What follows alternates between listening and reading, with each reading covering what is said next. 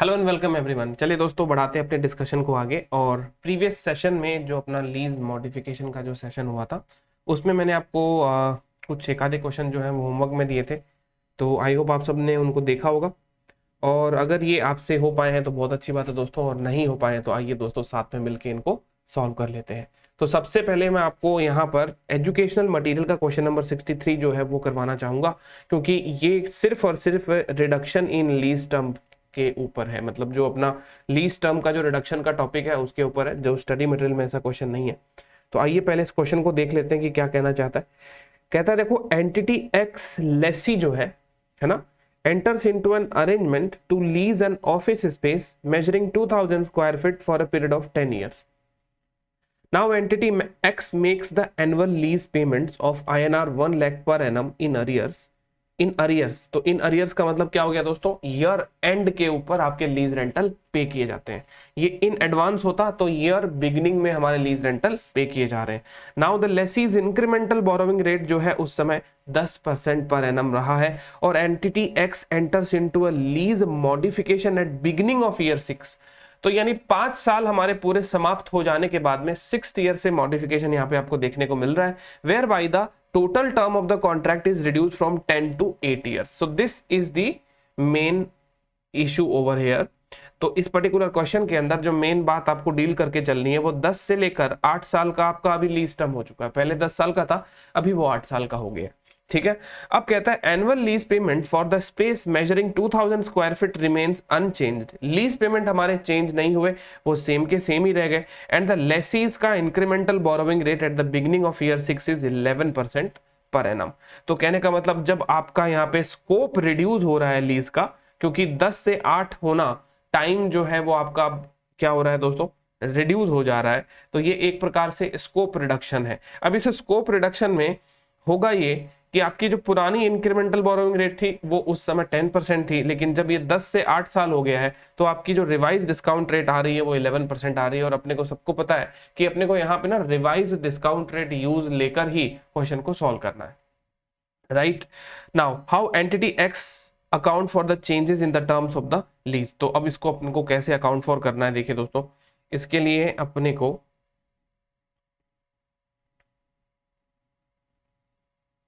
सबसे पहले तो मॉडिफिकेशन के पहले पहले तक का क्वेश्चन सॉल्व करना है। तो देखिए दोस्तों, मैंने आपको अभी काफी सारे क्वेश्चंस कराए जहां पे मैंने आपको फुल प्रेजेंटेशन करवा दिया कि भाई जब मॉडिफिकेशन से पहले का अगर अपन बात करते हैं तो एक तो इनिशियल आरओयू एसेट्स कितने पे आपका रिकॉग्नाइज होगा लीज लायबिलिटी के साथ में, फिर जब तक मॉडिफिकेशन नहीं हो जाता है तब तक आपकी लीज लायबिलिटी कितनी रहती है, और आरओयू एसेट्स के अंदर बैलेंस कितना रहता है, ये अपने को देखना होता है। तो आज मैं आपको एक छोटा सा इसका शॉर्ट तरीका भी बता देता हूँ, और मैं आपको बताता हूँ कि अगर एग्जाम के अंदर ऐसे क्वेश्चन आते हैं तो क्या हम इस प्रकार का शॉर्टकट जो है वो यूज ले सकते हैं क्या। तो देखिए दोस्तों, सबसे पहले इसके अंदर अपन वर्किंग नोट लगाते हैं,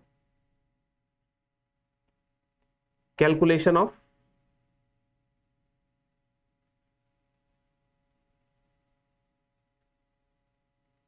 आरओयू एसेट्स एंड लीज लायबिलिटी।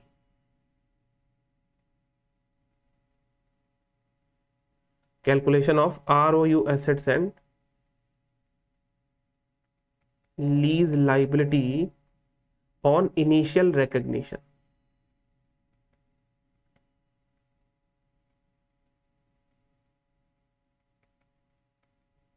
ठीक है ना।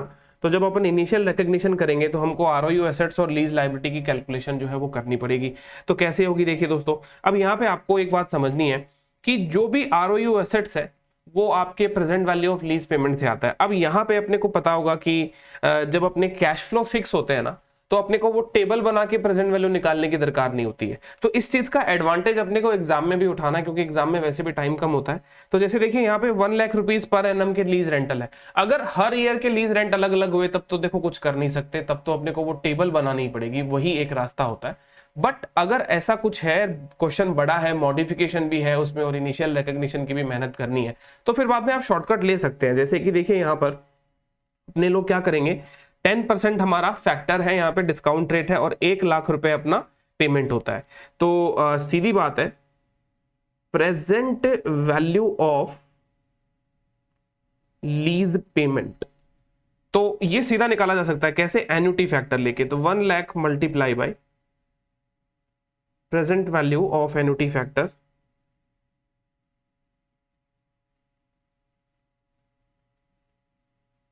एट द रेट ऑफ 10%, है ना।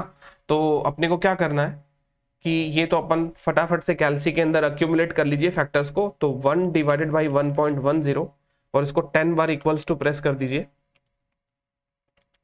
1 2 3 4 5 6 7 8 9 और 10।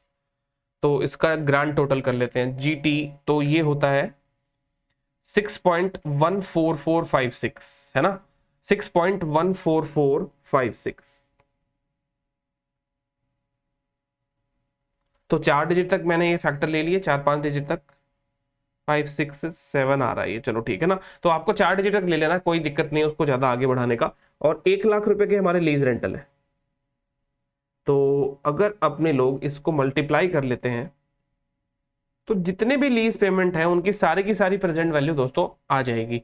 तो ये सीधी बात है, ये आपका आ जाता है 61,447 कर लेते हैं इसको, 61,444 और 57।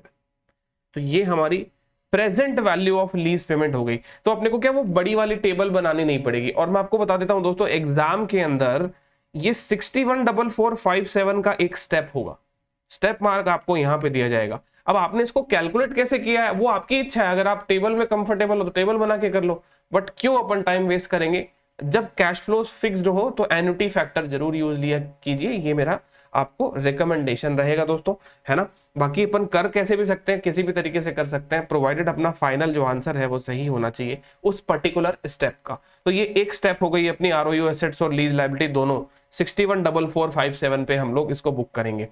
फिर बाद में अपने को वर्किंग नोट नंबर 2 बनाना है। तो वर्किंग नोट नंबर 2 में लीज लाइबिलिटी का हम अमोर्टाइजेशन टेबल बनाते हैं ना दोस्तों। तो लीज लाइबिलिटी का अमोर्टाइजेशन टेबल बनाए बिना भी हम उस दिन का, उस पर्टिकुलर दिन का वैल्यू जो है लीज लाइबिलिटी का कैलकुलेट कर सकते हैं इसी टेक्निक से। तो देखिए lease liability, lease liability before modification,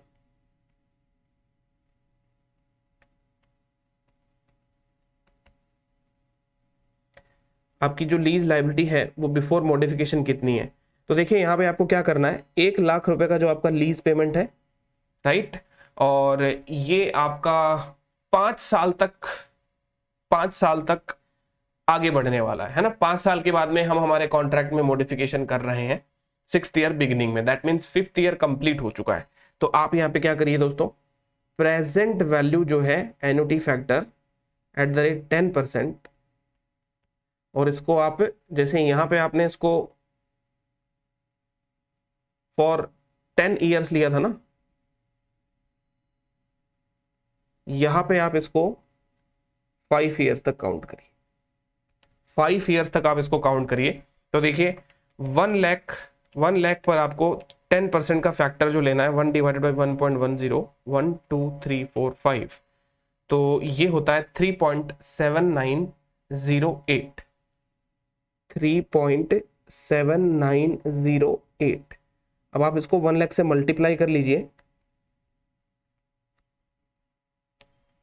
तो सीधी बात है ये अपना बैलेंस हो जाएगा लीज लाइबिलिटी का 5वें साल के एंड में या 6th ईयर के बिगिनिंग में। तो 379,078, 379,078, ठीक है। तो ये हो गया हमारा second working note. First working note जहां पे अपन ने आरओयू एसेट्स और लीज लाइबिलिटी का इनिशियल रिकॉग्निशन किया। सेकेंड वर्किंग नोट में हमने lease liability immediately before modification दोस्तों निकाल लिया। अब अपने को क्या करना है, थर्ड वर्किंग नोट में आरओयू एसेट्स का बैलेंस निकाल लेना है ना। आरओयू एसेट्स का क्या बैलेंस होगा, आरओयू एसेट्स मतलब जो भी नाम रहेगा, जैसे ऑफिस स्पेस है इसके अंदर, तो ये जो ऑफिस स्पेस है इसका बैलेंस बिफोर मॉडिफिकेशन, इसका बैलेंस बिफोर मॉडिफिकेशन। तो इसका बैलेंस जो बिफोर मॉडिफिकेशन आता है वो कितना आएगा सर? सीधी बात है, स्ट्रेट लाइन बेसिस पे आप इसको डेप्रिशिएट करते चलेंगे। टोटल हमारा जो लीज रिकॉग्नाइज हुआ है 61,4457, 61,4457, इस पे 10 साल का डेप्रिसिएशन लगेगा, तो 5 साल तक ये कितना डेप्रिशिएट हो चुका है ना? तो इसकी जो वैल्यू है वो 61,4457 का जस्ट आधा, इतना बैलेंस बच गया अपने पास में, 307,229, 307,229। बस हमको जो चाहिए था वो आ गया। मतलब मॉडिफिकेशन लगाने के पहले, ये जो भी मॉडिफिकेशन हुआ है इस क्वेश्चन के अंदर, वो लगाने के पहले ये सिंपल कैलकुलेशंस अपन ने कर ली। अब ये कैलकुलेशन में काफी सारा टाइम बच जाएगा दोस्तों अगर इस प्रकार से करते हैं तो। बाकी वो टेबल बना के करेंगे तो बहुत सारा टाइम अपना वहां पे ऑक्यूपाइड हो जाएगा। और एफआर का पेपर जो है वो अपने को, वही बात है, एग्जाम ओरिएंटेड स्टडी करनी है तो पेपर को ध्यान में रखना ही पड़ेगा अपने को, क्योंकि पेपर बहुत लेंथी आता है। तो जहां पे भी टाइम बच सके हम बचाने की उसको कोशिश करेंगे, ठीक है। चलिए, तीसरा काम, तीसरा वर्किंग नोट हो गया। और इमीडिएटली बिफोर मॉडिफिकेशन मेरे पास में आरओयू एसेट्स भी है, और मेरे पास में दोस्तों क्या है, आरओयू एसेट्स के अलावा लीज लायबिलिटी का बैलेंस भी मेरे पास में आ गया। अब देखिएगा, आप समझिएगा मेरी बात, यहां पर जो इंपॉर्टेंट चीज समझने लायक है वो यही है कि स्कोप रिडक्शन से ऐसे डील कैसे करें सर। ये जो 10 साल से लेकर अभी मेरा 8 साल तक का ये जो पीरियड हो चुका है, इसको अपन कैसे अभी कैलकुलेट करेंगे, इसका क्या एडजस्टमेंट होगा, यही बात आपको समझनी है इसके अंदर। तो बेसिकली यहाँ पे अपने को देखो क्या करना है कि जैसे ही आपका 10 से 8 साल लीज टेन्योर हुआ है ना, तो आपको अपनी लीज लायबिलिटी को रीमेजर करना पड़ेगा, मतलब वापस से उसको कैलकुलेट तो करना ही पड़ेगा ना 8 साल के ऊपर। और अब आप उसको कैलकुलेट कैसे करेंगे? 11% इंक्रीमेंटल बोरोविंग रेट को कंसीडर करते हुए, यानी आपको रिवाइज डिस्काउंट रेट जो है वो कंसीडर करनी है। तो पहले जो हमारी रेट थी 10% थी, अब वो रेट कितनी हो गई है? 11% हो गई है। तो देखिए दोस्तों, सीधी बात है, एक तो यहाँ पे रिवाइज्ड लाइबिलिटी, लीज की लाइबिलिटी कैलकुलेट होगी, जो कि 10 साल से आपका जो 8 साल का लीज टर्म जो है कैलकुलेट हुआ है, इसकी बेसिस पे आ रही है। तो अब देखिएगा, मेरी बात को बहुत ध्यान से समझिएगा दोस्तों, ठीक है। यहां पे जो अब नेक्स्ट पार्ट में करने जा रहा हूं, वर्किंग नोट 4 कर लीजिए इसको चाहे, कैलकुलेशन ऑफ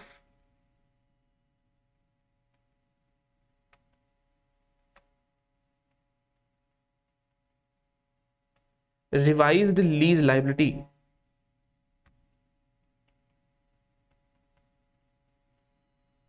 ठीक है, calculation of revise lease liability. तो फिफ्थ ईयर के एंड में या फिर सिक्स्थ ईयर के बिगिनिंग में हमने कहा है कि मॉडिफिकेशन हम कर रहे हैं।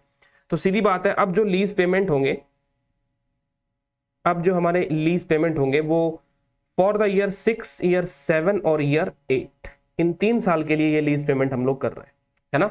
तो पेमेंट चेंज नहीं हुए हमारे, पेमेंट वही है 1 लाख, राइट, 1 लाख और 1 लाख।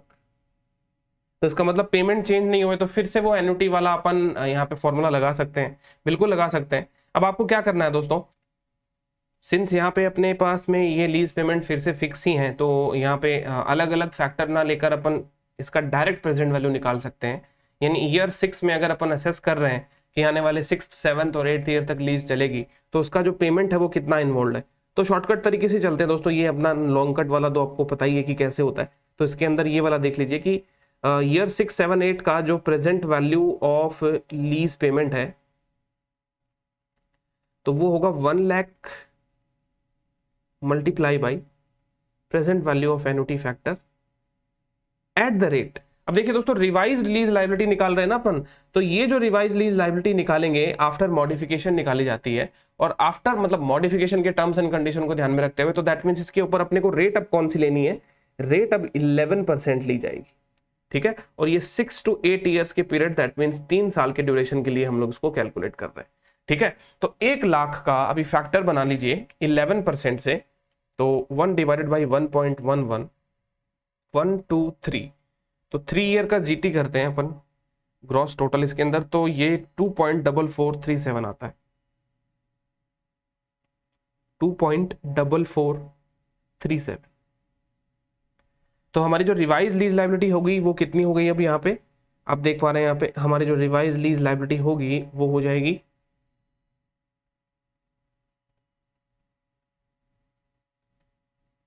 244,370, 244,370। तो ये आपकी जो रिवाइज लीज लायबिलिटी है वो 11% से आई है। ठीक है, वर्किंग नोट 4 में हमने रिवाइज लीज लायबिलिटी निकाल ली है और यहाँ पर हमने डिस्काउंट रेट को रिवाइज कर दिया क्योंकि मॉडिफिकेशन हुआ है। मॉडिफिकेशन में लीज टर्म जो है वो आपका डिक्रीज हुआ है, स्कोप डिक्रीज हुआ है, और जब भी टर्म के ऊपर इंपैक्ट आता है तो अपने को डिस्काउंट रेट जो है वो देखो बदलनी पड़ती है। तो हमने यहाँ पे डिस्काउंट रेट बदल कर पता लगा लिया कि अब हमारी जो नई लीज लायबिलिटी होगी वो एक्चुअल में अब मेरे बैलेंस शीट में 244,370 से दिखनी चाहिए। ठीक है, टर्म के बारे में तो हमने पता लगा लिया। चलिए अब एक काम करते हैं, आरओयू एसेट्स के बारे में भी पता लगाए। अब देखिए वर्किंग नोट नंबर 4 के बाद में वर्किंग नोट नंबर 5 अपना जो राइट ऑफ यूज एसेट्स है। देखिए राइट ऑफ यूज एसेट्स पहले आपने 10 साल के लिए लिया था, अब उसकी टर्म जो है वो कम हो गई है, तो उसकी टर्म जो है अब वो 8 साल रह गई है। तो कहने का मतलब आरओयू एसेट्स के ऊपर भी इसका इम्पैक्ट होगा कि नहीं होगा? बिल्कुल होगा सर। अब देखिए ध्यान से समझिएगा कि हमारा जो आरओयू एसेट्स है उसका बैलेंस है अभी 307,229। ठीक है, 307,229 ये बैलेंस हमारा कब है? ये बैलेंस हमारा 5th ईयर के एंड में या 6th ईयर के बिगनिंग में। अब सीधी बात है कि ये जो 307,229 है 6th ईयर के बिगनिंग में अगर ये बैलेंस है मेरा, ठीक है ना, तो पहले तो मैंने ये सोचा था कि इसकी लाइफ जो है वो आगे के पूरे के पूरे 5 साल होगी, 5 ईयर्स होगी, बट मैंने इसकी लाइफ को रिड्यूस करवा दिया। कितना? ईयर 8 तक ही होगा ये। तो अब इसकी लाइफ जो है, रिवाइज लाइफ जो है वो 3 ईयर्स होगी। तो इसकी जो ओरिजिनल लाइफ थी वो 5 ईयर्स थी और रिवाइज लाइफ जो है दोस्तों वो इसकी 3 ईयर्स है। तो अब अपने को करना ये है कि जो ये हमारी एसेट्स बनी है दैट इज 307,229, इसकी टोटल लाइफ अभी कितनी है? 5, जिसमें से मैंने 2 साल की लाइफ जो है वो इसकी कम कर दी है ना। इसमें से 2 साल की लाइफ मैंने कम कर दी है, तो इतना मुझे आरओयू एसेट्स को रिड्यूस करना पड़ेगा। 2 साल जितना मुझे आरओयू एसेट्स को रिड्यूस करना पड़ेगा। कि मैंने मल्टीप्लाई बाई 2 इसलिए किया है बिकॉज आरओयू एसेट्स का जो भी बैलेंस है वो मैं 5 साल के ऊपर उसको अमोर्टाइज कर रहा था, मतलब डेप्रिशिएट कर रहा था। तो ये 5 ईयर्स इसकी लाइफ हो गई। अब सीधी बात है, अब इसकी जो बची हुई रिमेनिंग यूजफुल लाइफ बची है हमारे लीज कॉन्ट्रैक्ट की नए मॉडिफिकेशन टर्म्स के हिसाब से, वो बची है 3 साल।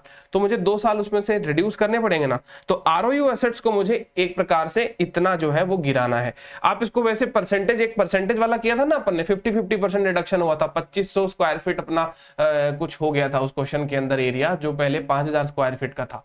तो आपने कहा सर 50% स्कोप रिडक्शन हो गया। 5000 स्क्वायर फीट का लीज था जो 2500 का हो गया, तो इफेक्टिवली 50% हो गया। तो यहां पे भी आप ऐसे ही देख लीजिए, एक प्रकार से ये परसेंटेज निकाल लीजिए। 2/5 क्या है? 2/5 जो है दोस्तों 40% है, यानी एक प्रकार से 40% आपका एसेट्स जो है दोस्तों वो क्या हो गया है, यहां पर कम हो गया। 40% एसेट्स मेरा क्या हो गया दोस्तों? कम हो गया। अब मेरी बात को देखिए, बहुत बहुत ध्यान से समझना। अगर मैं आरओयू एसेट्स का बैलेंस निकालता हूं that is 307,229 divided by 5 multiply by 2, तो ये अपना हो जाता है रिडक्शन। आरओयू एसेट्स में जो रिडक्शन रिक्वायर्ड है वो है 12289, 12289 और 1 को राउंड ऑफ करके 2 कर देते हैं। चलिए, तो मतलब मुझे अपने आरओयू एसेट्स को 1,22,892 रुपए से कम करना पड़ेगा। इतने अमाउंट से मुझे आरओयू एसेट्स को क्या करना पड़ेगा? कम करना पड़ेगा। इसको चाहे आप ऐसे कह दीजिए, अपने आरओयू एसेट्स को आप 40% से कम कर लीजिए। हम अपने आरओयू एसेट्स को क्या कर लेंगे? 40% से यहां पे कम कर लेंगे। ठीक है, तो क्या सर हमको अपनी लीज लाइबिलिटी भी 40% से कम करनी पड़ेगी क्या? देखिए दोस्तों, लीज लाइबिलिटी 40% से कम करनी पड़ेगी या नहीं करनी पड़ेगी इसका तो अपने को पता चल जाएगा, लेकिन आरओयू एसेट्स का तो अपने को कंफर्म मालूम पड़ गया कि जितना भी हमारा राइट ऑफ यूज एसेट्स है, जो कि over a period of 5 years अपना बाकी के समय पर चलता रहता था, ये बाकी के समय हम इसको डिप्रिशिएट करते 5th ईयर तक, बट अब इसकी लाइफ 8 साल हो गई है, तो 2 साल इसका स्कोप रिडक्शन हो गया है। तो आरओयू एसेट्स में तो अपने को इतना अमाउंट जो है वो हटाना पड़ेगा। ठीक है, अब बात करते हैं दोस्तों हमारे लीज लाइबिलिटी में हमको कितना रिडक्शन करना चाहिए, हमें हमारी लीज लाइबिलिटी में कितना रिडक्शन करना चाहिए। तो देखिए दोस्तों यहां पर क्या है कि जब अपन लीज लाइबिलिटी के रिडक्शन की बात करेंगे, तो देखिए दोस्तों अगर लीज लाइबिलिटी की बात करें तो हमारी जो लीज लाइबिलिटी अभी आ रही है वो है बिफोर मॉडिफिकेशन, हमने कैलकुलेट किया था 379078, ठीक है ना। तो वर्किंग नोट 6 में हम कैलकुलेट करेंगे रिडक्शन इन लीज लाइबिलिटी, जैसे कि हमने यहाँ पे आरओयू एसेट्स का रिडक्शन कैलकुलेट किया, वैसे ही हम लोग यहाँ पे reduction in lease liability calculate करेंगे, कितना रिड्यूस होना चाहिए। तो यहाँ पे हमारा जो लीज लाइबिलिटी है बिफोर मॉडिफिकेशन,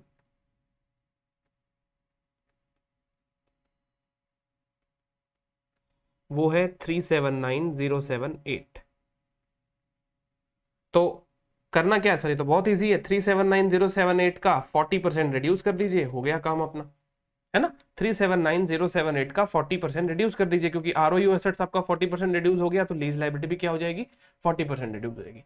तो अगर दोस्तों आपने यहाँ पे इसका 40% रिड्यूस कर दिया तो समझ लीजिए कि बस वहीं पे गलती हो जाएगी। This is not correct accounting treatment.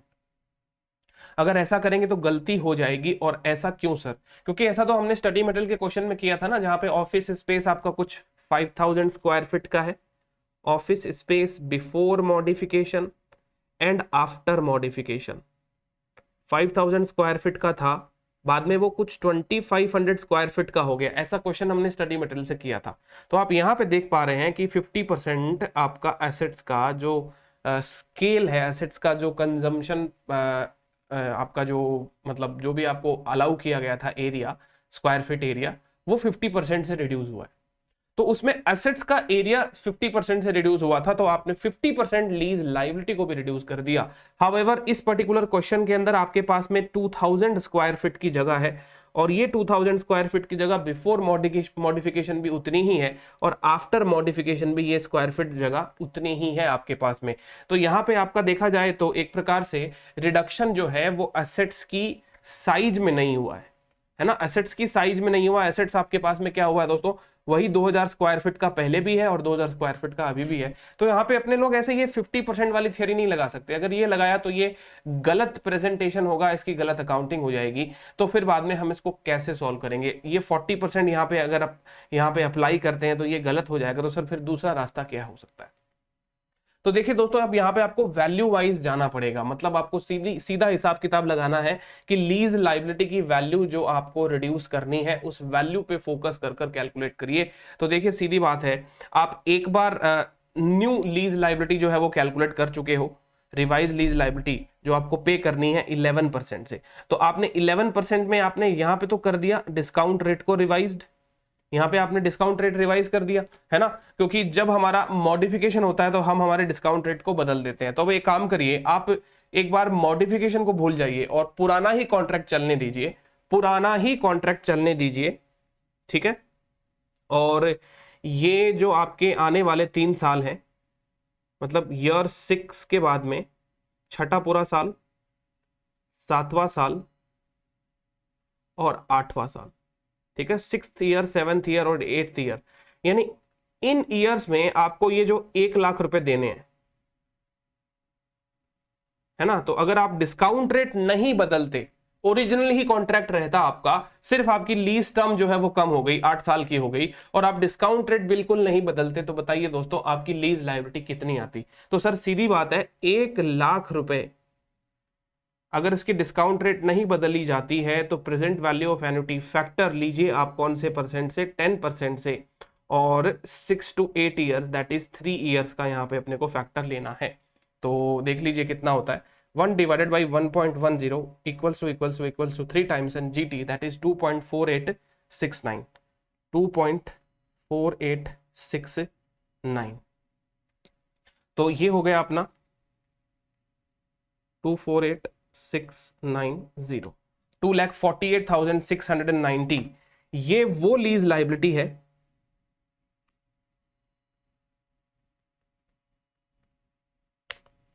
जो आती है हमारी without considering the revised discount rate, without considering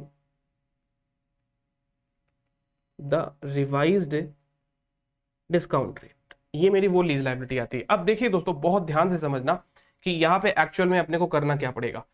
तो लीज लायबिलिटी मॉडिफिकेशन के जस्ट पहले मेरे बुक्स में एग्जिस्ट कर रही है 379,078, इतने अमाउंट से ये लायबिलिटी मेरे बुक्स में एग्जिस्ट कर रही है। और मुझे क्या करना है दोस्तों, सीधी बात है, एक्चुअल में देखा जाए तो अगर यहां पर ये मेरा स्कोप रिडक्शन की जो अपन बात कर रहे हैं, तो स्कोप रिडक्शन में जो 1-1 लाख रुपए का मुझे पेमेंट करना होता और मैं पुरानी वाली डिस्काउंट रेट ही यूज करता, यहाँ पे 10% वाली डिस्काउंट रेट यूज करता, तो मेरी लीज लायबिलिटी जो है वो कितनी आ रही है, 248,690। इसका मतलब मुझे इतना ही पैसा देना है ना। आप देखिए दोस्तों, बहुत सिंपल शब्दों में समझिए, कॉन्ट्रैक्ट में मॉडिफिकेशन वगैरह सब कुछ हटा दीजिए, डिस्काउंट रेट को भी भूल जाइए, सिर्फ फोकस करिए कि आपको स्टैंडिंग ऑन ईयर 6 बिगिनिंग आपको अमाउंट पे कितना करना है, सामने वाले लेसर को अमाउंट पे कितना करना है। आप कहेंगे सर मेरे को आगे के 3 सालों में 1-1 लाख रुपए पे करने हैं और मेरी डिस्काउंट रेट जो है वो 10% है। अभी डिस्काउंट रेट बदल क्यों नहीं रहे, क्योंकि मैं अभी कॉन्ट्रैक्ट को मॉडिफाई कर नहीं रहा, मैं अभी कॉन्ट्रैक्ट को मॉडिफाई नहीं कर रहा हूं, इसकी वजह से मैं नहीं बदल रहा।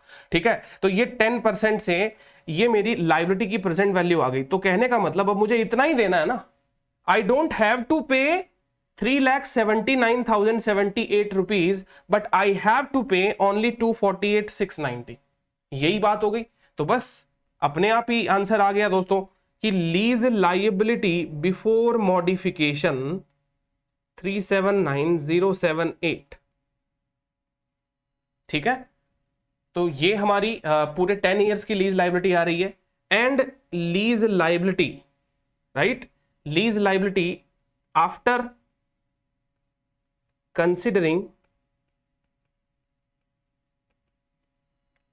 revised lease term, क्योंकि मुझे जितना पेमेंट करना है उतने टर्म को मैं फोकस कर रहा हूं, but at original discount rate, original discount rate.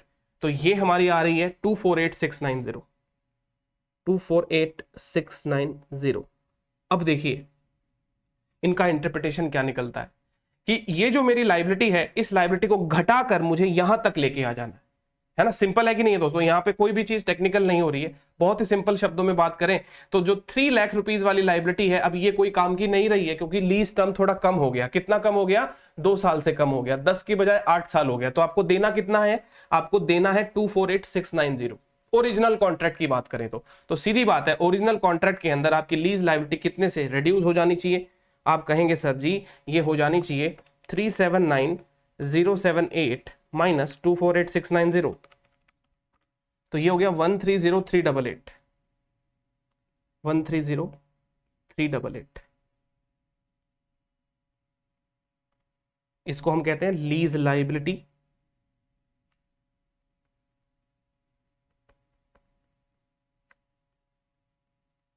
Needs to be reduced, lease liability needs to be reduced. ठीक है, अब ये जो आ रहा है lease liability needs to be reduced, what is 130,388। तो अपने को पता चल गया कि मुझे इतने से तो मेरी लायबिलिटी कम करनी है और इतने से मुझे मेरी एसेट्स कम करनी है। दोनों नंबर्स मेरे पास में आ गए। एसेट्स को कितने से कम करना है, 122,892 से कम करना है, लीज लायबिलिटी को 130,388 से कम करना है। तो जो मेरा पुराना कॉन्ट्रैक्ट था, उस पुराने कॉन्ट्रैक्ट के अंदर एसेट्स कितना कम हुआ, लायबिलिटी कितना कम हुआ, और दोनों के बीच जो डिफरेंस होगा उसको हम क्या कहेंगे, गेन या लॉस ऑन मॉडिफिकेशन। ठीक है, तो जर्नल एंट्री क्या हो जाएगी दोनों की, देखिए अगर आपको एसेट्स कम करना है तो आप एंट्री पास करेंगे ROU ऑफिस स्पेस, और आपको अपनी लीज लायबिलिटी कम करनी है तो आप एंट्री पास करेंगे लीज लायबिलिटी अकाउंट डेबिट, है ना। मतलब लीज लायबिलिटी के बैलेंसेस को कम करेंगे ओवरऑल। कितने से, लीज लायबिलिटी का बैलेंस आपको कितने से कम करना है, 130,388 से कम करना है। जबकि ROU ऑफिस स्पेस को कितने से कम करना है, देखिए हमारे कैलकुलेशन के हिसाब से 122,892 से कम करना है। तो यहां पे मैं लिख देता हूं 122,892 कर दिया मैंने कम। बट सर ये तो टैली नहीं हो रहे, मैंने आपको बताया भी था दोस्तों कि जब इस प्रकार का मॉडिफिकेशन होता है तो ऐसे मॉडिफिकेशन में दोनों एक सेम साइज के अंदर बढ़े घटे ऐसा कोई जरूरी नहीं है, क्योंकि lease liability is altogether a different number, ROU assets is a different number. तो आपने दोनों को कॉन्ट्रैक्ट के टर्म्स में विद रिगार्ड्स टू कॉन्ट्रैक्ट आपने बिल्कुल सही तरीके से इंटरप्रेट करते हुए रिड्यूस कर दिया। ऑफिस स्पेस को आपने कैसे रिड्यूस किया कि बचे हुए 5 साल में वो सिर्फ और सिर्फ अब आगे आने वाले 3 साल तक काम करेगा, 2 साल काम नहीं करेगा, तो 2 साल का मैंने रिडक्शन लगा दिया यहाँ पे 122,892 का ऑफिस स्पेस में रिडक्शन लगा दिया। और लीज लाइबिलिटी की बात करें तो मुझे 379,078 नहीं देना, बल्कि कितना देना है, 248,690 ही देना है, 248,690 ही देना है। बट सर आपने एक बार पहले बताया था कि ये जो लीज लाइबिलिटी है इसको तो डिस्काउंट रेट जो है इसकी नई वाली लेते हैं अपन, 11% वाली लेंगे, तो यहाँ आपने ओरिजिनल कैसे ले ली? तो देखिए दोस्तों, वो जो 11% वाले डिस्काउंट रेट लेते हैं ना अपन, उसका भी मैं आपको एक्सप्लेनेशन समझाऊंगा, वो भी आएगा इसके अंदर। ये वाला स्टेप समझ जाइए एक बार के लिए। 130,388 से ये रिड्यूस हो गया है और ऑफिस स्पेस 122,890 से रिड्यूस हो गया है, तो जाहिर सी बात है यहाँ पे क्रेडिट साइड में कुछ कम पड़ रहा है, उसको अपन कहेंगे gain on modification. Gain on modification, modification से गेन हो गया कैसे? 130,388 माइनस 122,892, ये गेन होता है कुछ 7,496 रुपीज का, 7,496 रुपीज का ये गेन होता है। ठीक है, अब मेरी बात को बहुत बहुत ध्यान से समझिएगा दोस्तों। ये तो चलो आपको बात समझ में आ गई। अब मैं दो चीज आपके सामने रखता हूं। ईयर 6 पे लाइबिलिटी की वैल्यू, कौन सी लाइबिलिटी? लीज लाइबिलिटी की वैल्यू एट 10% का डिस्काउंट रेट और लीज लाइबिलिटी की वैल्यू एट 11% की डिस्काउंट रेट, दोनों में अलग अलग आ रही है ना। 10% पे देखिए कितनी आ रही है ये, 10% पे आ रही है 248,690, है ना, 248,690। तो ये यहां पे मैं लिख देता हूं एक बार, 248,690। और 11% पे दोस्तों ये वैल्यू आ रही है जो हमने पहले ही निकाल ली थी, रीमेजरमेंट किया हमने रिवाइज डिस्काउंट रेट पर, और 11% पे ये वैल्यू है, कहाँ गया वो वर्किंग नोट, ये रहा 244,370, 244,370। तो आप यही कहेंगे सर कि ये 11% वाली लाइबिलिटी फाइनल है ना, क्योंकि डिस्काउंट रेट तो चेंज हो चुकी है। तो बिल्कुल सही कहा आपने, डिस्काउंट रेट चेंज हो चुकी है, और डिस्काउंट रेट जब दोस्तों चेंज हो चुकी है तो अब आप समझिएगा जरा यहां पे इन दोनों में क्या डिफरेंस हुआ है। 248,690 माइनस 244,370, ये डिफरेंस आ रहा है 4,320 रुपीज का। क्योंकि अब देखिए आपकी थोड़ी डिस्काउंटिंग हायर साइड में हुई है, 11% पे हुई है, तो प्रेजेंट वैल्यू क्या हो गई आपकी, थोड़ी कम आ गई। तो अब ये 4,320 रुपीज का जो लीज लाइबिलिटी में डिफरेंस है, difference in lease liability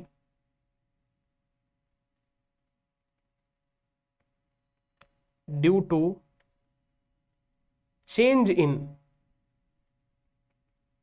incremental borrowing rate of lessee from 10% to 11%, from 10% to 11%, ये सारी चीज अपन ने निकाल ली। Difference in lease liability due to change in incremental borrowing rate of lessee from 10% to 11%। तो अब मेरी बात को दोस्तों अब बहुत बहुत ध्यान से समझना, जितने वेरिएबल्स इकट्ठे कर सकते थे इस क्वेश्चन के अंदर हमने इकट्ठे कर लिए, अलग अलग वर्किंग नोट बना के हमने सारे वेरिएबल्स यहाँ पे पता लगा लिए। अब हमको इस क्वेश्चन को समराइज करते हुए कंक्लूड करना है कि एग्जैक्टली मॉडिफिकेशन के बाद में होगा क्या। बहुत सारे वर्किंग नोट बना लिए। अब इनकी समरी बनाने के पहले दोस्तों एक बार मैं आपको यहाँ पर वापस मॉड्यूल पे लेके आना चाहूंगा, और मॉड्यूल में आइए और दोस्तों यहाँ पे आप पता लगाइए, देखिए कहाँ गया अपना वो वाला एरिया।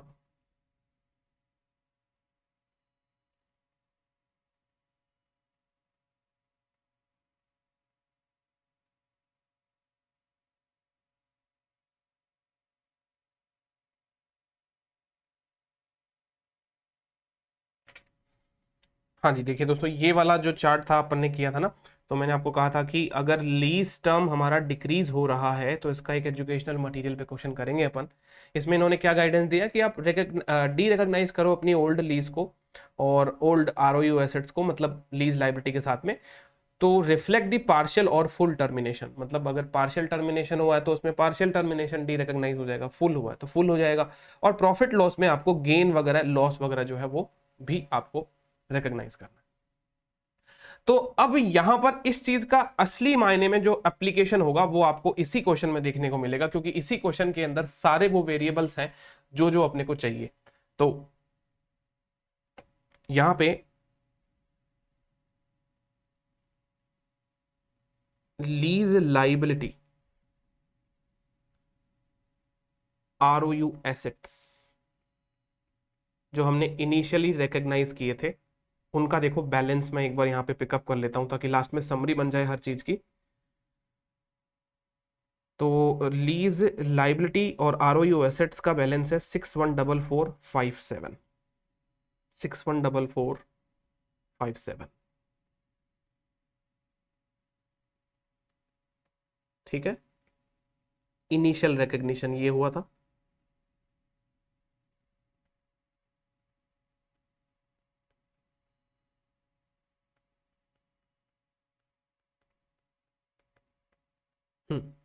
तो ये हो गया था हमारा initial recognition.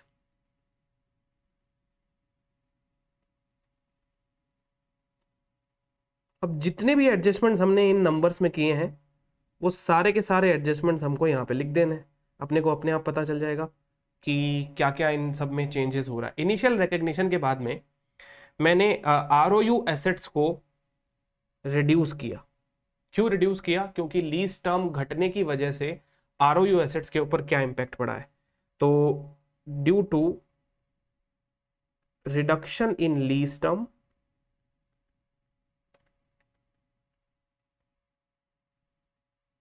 आरओयू assets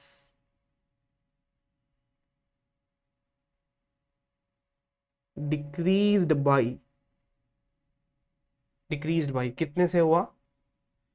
122,892, 122,892। आरओयू assets decrease हुआ है 122,892, यानी लीज टर्म के सिर्फ डिक्रीज होने से, डिस्काउंट रेट की बात नहीं चल रही, डिस्काउंट रेट हम ओरिजिनल ही यूज ले रहे हैं अभी तक, डिस्काउंट रेट बाद में अपन चेंज करेंगे। यानी एट द रेट ऑफ 10% पे हमारी आरओयू एसेट्स कितनी गिर गई है और लीज लाइबिलिटी कितनी गिर गई है। तो यहां पे दूसरा होता है, सेम कॉपी कर देते हैं इस चीज को, यहां पे मैं लिख देता हूं due to reduction in lease term, lease liability decreased by, सिर्फ लीज टर्म के कम होने से, है ना, डिस्काउंट रेट चेंज होने से नहीं, लीज टर्म के कम होने से लीज लाइबिलिटी कितनी रिड्यूस हो गई है दोस्तों। ठीक है, ये कंक्लूजन करने के बाद में आपको पूरा कॉन्सेप्ट समझ में आ जाएगा। अगर कोई भी डाउट रह गया है तो ये कंक्लूजन जैसे ही अपना पूरा होता है आपको सारी बात समझ में आ जाएगी। तो देखिए, लीज लाइबिलिटी हमारी सिर्फ और सिर्फ लीज टर्म कम कम होने से, we are not changing discount rate, केवल लीज टर्म कम होने से कितनी लीज लाइबिलिटी कम होगी? तो ये रही 130,388, केवल लीज टर्म कम होने से ये लाइबिलिटी कम होगी। तो 130,388 ये लीजिए, यहां पे मैं लिख देता हूं 130,388। फिर यहां पे मैं कहता हूं gain on modification recorded, gain on modification recorded, ये अपने को एग्जाम में नहीं करना, बट ये सिर्फ मैं आपको समझाने के लिए ये वाला स्टेटमेंट बना रहा हूं। तो गेन ऑन मॉडिफिकेशन कितना होगा अपना?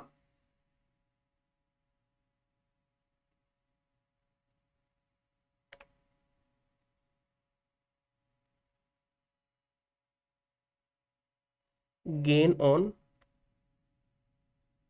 मॉडिफिकेशन के लिए अलग कॉलम बना दिया मैंने, और टोटल मेरा जो गेन ऑन मॉडिफिकेशन होगा वो इस एंट्री से आया था 7496, 7496। ठीक है ना।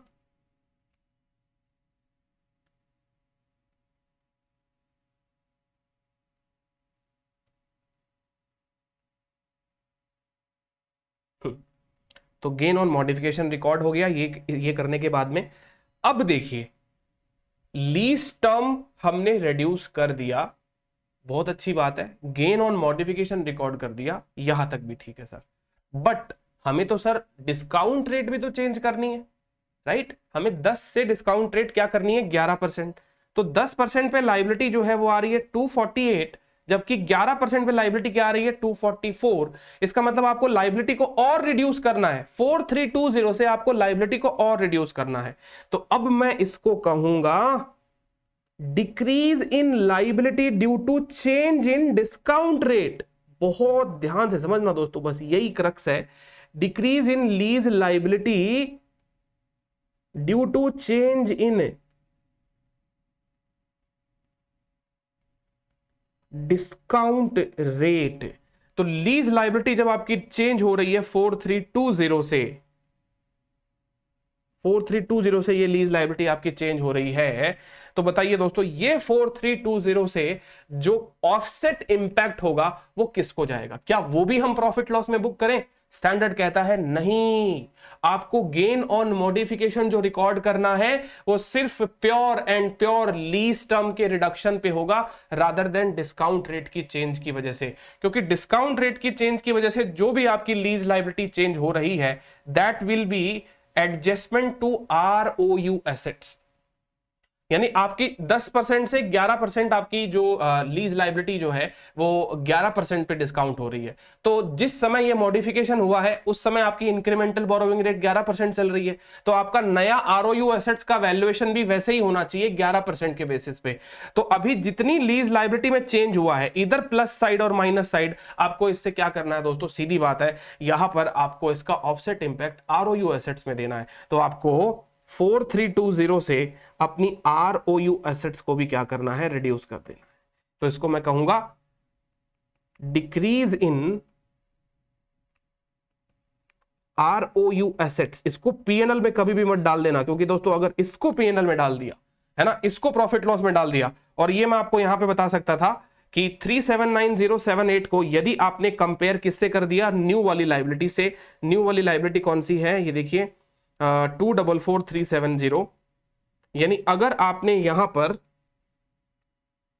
244370 लिख दिया ना, तो आपका अपने आप ही गेन लॉस जो है वो अकॉर्डिंगली निकल जाएगा, लीज लाइबिलिटी इतने से रिड्यूस हो जाएगी। बट ये हो जाएगा गलत दोस्तों, बिकॉज 244370 जो रिवाइज्ड डिस्काउंट रेट है उसके बेसिस पे ये वैल्यूएशन आया है, जबकि ये वैल्यूएशन कैसे आया है, ये वैल्यूएशन आया है आपके ओरिजिनल डिस्काउंट रेट पे। तो ओरिजिनल डिस्काउंट रेट तक ही मॉडिफिकेशन हो पाएगा, पुरानी मतलब पुराने कॉन्ट्रैक्ट का जो भी परिवर्तन है वही तो मॉडिफिकेशन का गेन या लॉस है ना। जो नया कॉन्ट्रैक्ट है उसको तो आपको प्योरली नए तरीके से रिकॉग्नाइज करना है, नए तरीके से बुक्स के अंदर इंकॉर्पोरेट करना है। तो अभी अपना जो नया कॉन्ट्रैक्ट वो क्या है, डिक्रीज इन ROU एसेट्स जो है वो 4320 मैंने बुक कर दिया, और डिक्रीज इन लायबिलिटी 4320 बुक कर दिया। तो इसकी एंट्री क्या हो जाएगी, lease liability account debit to ROU assets.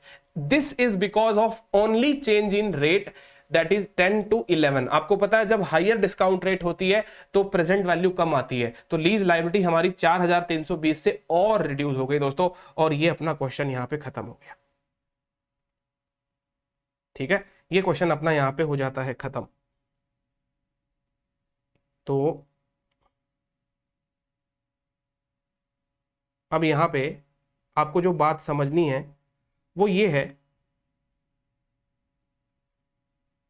कि कहां कहां पे आपको ध्यान रखना चाहिए, है ना, अपने को ध्यान कहां पे रखना चाहिए कि ताकि गलती ना हो। ये वाला स्टेप, ये क्रूशियल स्टेप है सबसे ज्यादा, जहां पे आप अपनी लीज लायबिलिटी को रिड्यूस कर रहे हो। तो आपको lease liability after considering revised lease term but at the rate of original discount rate, lease liability needs to be reduce, कितना आएगा 130388। अगर आपने 244 ले लिया तो दोस्तों गलत हो जाएगा। तो अब इस क्वेश्चन को एक बार वापस से समराइज करता हूं दोस्तों, मैं काफी सारे स्टेप्स हो गए इसके अंदर। देखिए मैंने क्या किया, सबसे पहले इसमें ROU एसेट्स और लाइबिलिटीज का वैल्यूएशन कर लिया 614457 के ऊपर। लीज लाइबिलिटी बिफोर मॉडिफिकेशन जो आ रही है वो टेबल बनाकर या शॉर्टकट से कैसे भी लेके आइए, 379078 ये नंबर आ रहा है। फिर वर्किंग नोट 3 में मैंने ROU एसेट्स को कितना मुझे रिड्यूस करना है उसका बैलेंस देखना पड़ेगा मेरे को। तो पहले 5 साल तक ये ऑलरेडी कुछ डेप्रिशिएट हो चुका है, तो 307229 को अब मुझे क्या करना है दोस्तों, रिड्यूस करना पड़ेगा। तो कितना रिड्यूस करूंगा, सीधी बात है 307229 को अगर मैं रिड्यूस करूं तो सीधी बात है ये 5 साल का है, मतलब ये मेरा 5 year is remaining useful life, this is remaining useful life, और 2 year is reduction in lease term, है ना, ये मेरा रिडक्शन इन लीज टर्म। तो इतना मुझे अपना आरओयू एसेट्स को कम कर देना है, ठीक है। और यहाँ पे मेरी जो रिवाइज्ड लीज लायबिलिटी है वो कैसे कैलकुलेट होगी, रिवाइज्ड लीज लायबिलिटी आपको आगे आने वाले ईयर्स में कितना अमाउंट पे करना है ना, और ये आपको 11% से पे करना है, इसलिए आपको रिवाइज्ड रेट लगाकर ये कैलकुलेट करना पड़ेगा। 244370 आ रहा है ये, तो ये जो 244370 आ रहा है ये रिवाइज डिस्काउंट रेट पे है। तो कल को आप जब ये कैलकुलेशन करें, है ना, अपनी लीज लाइबिलिटी के रिडक्शन का, तो यहां पर 244370 ना ले लीजिएगा, ये बात मैं आपको बार बार बता रहा हूं, ताकि गेन लॉस जो है मॉडिफिकेशन पे सिर्फ उतना ही आए जो सिर्फ और सिर्फ लीज टर्म के चेंज होने से आ रहा है, रादर देन डिस्काउंट रेट के चेंज होने से, है ना। तो इसको मैं कंक्लूजन में यहां पे लास्ट में लिखवा भी देता हूं, आपको नोट कर लीजिएगा, गेन और loss on modification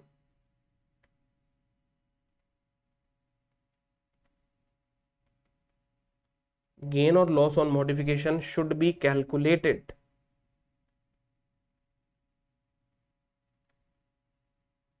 only on the balance of lease liability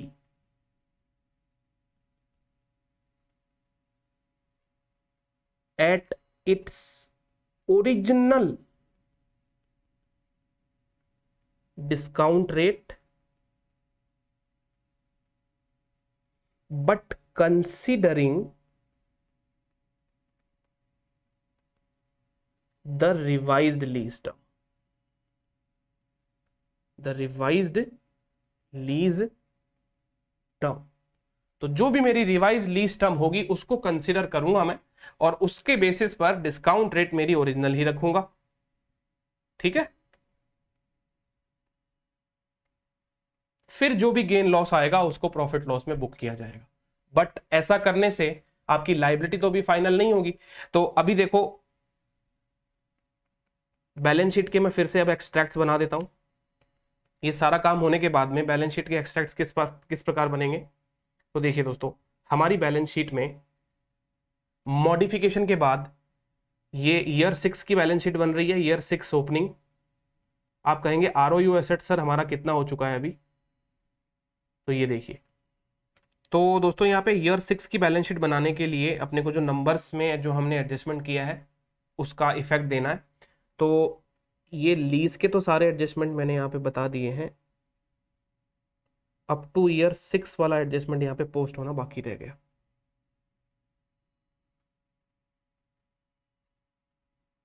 तो इनिशियल रिकग्निशन के बाद में आपको ये नंबर्स को 6th ईयर के बिगनिंग तक भी तो पहुंचाना है। तो 6th ईयर के बिगनिंग तक इनके जो भी बैलेंसेज होते हैं वो देख लीजिए, जरा एक बार कैलकुलेट कर लीजिए।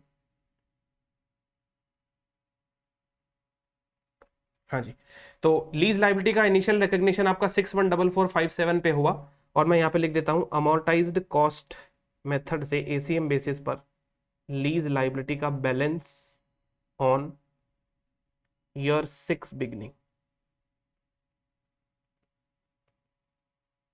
और आरओयू एसेट्स का बैलेंस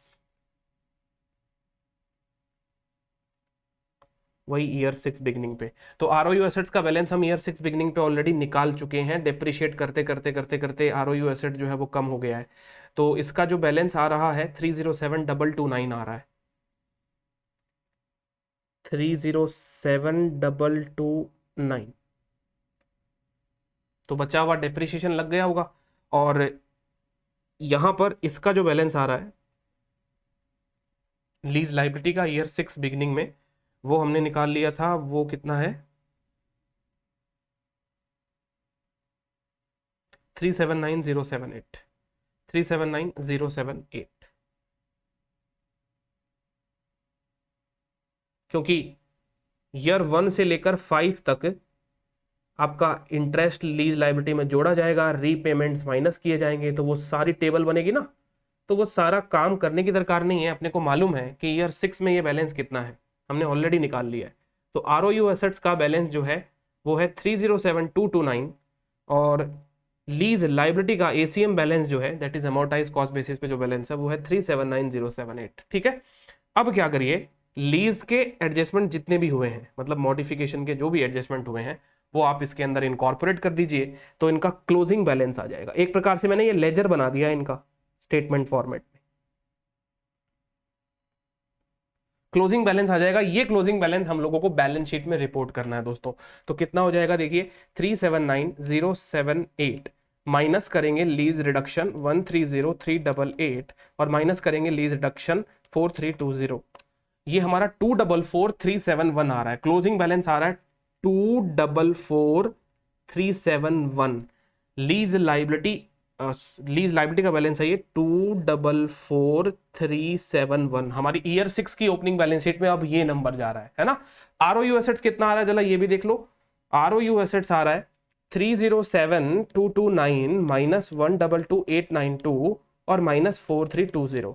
आरओयू एसेट्स का बैलेंस सर जी आ रहा है 180017,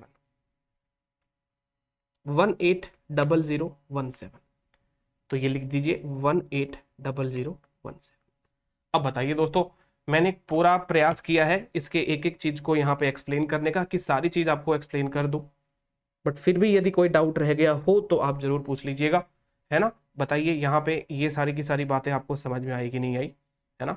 ऊपर से लेकर नीचे तक सारी की सारी चीजें हमने यहाँ पे एक्सप्लेन कर ली है, और ये हमारे क्लोजिंग बैलेंस जो है वो हमारे बैलेंस शीट में जाएंगे वापस, जो कि देखिए क्लोजिंग बैलेंस कितना आ रहा है 244371।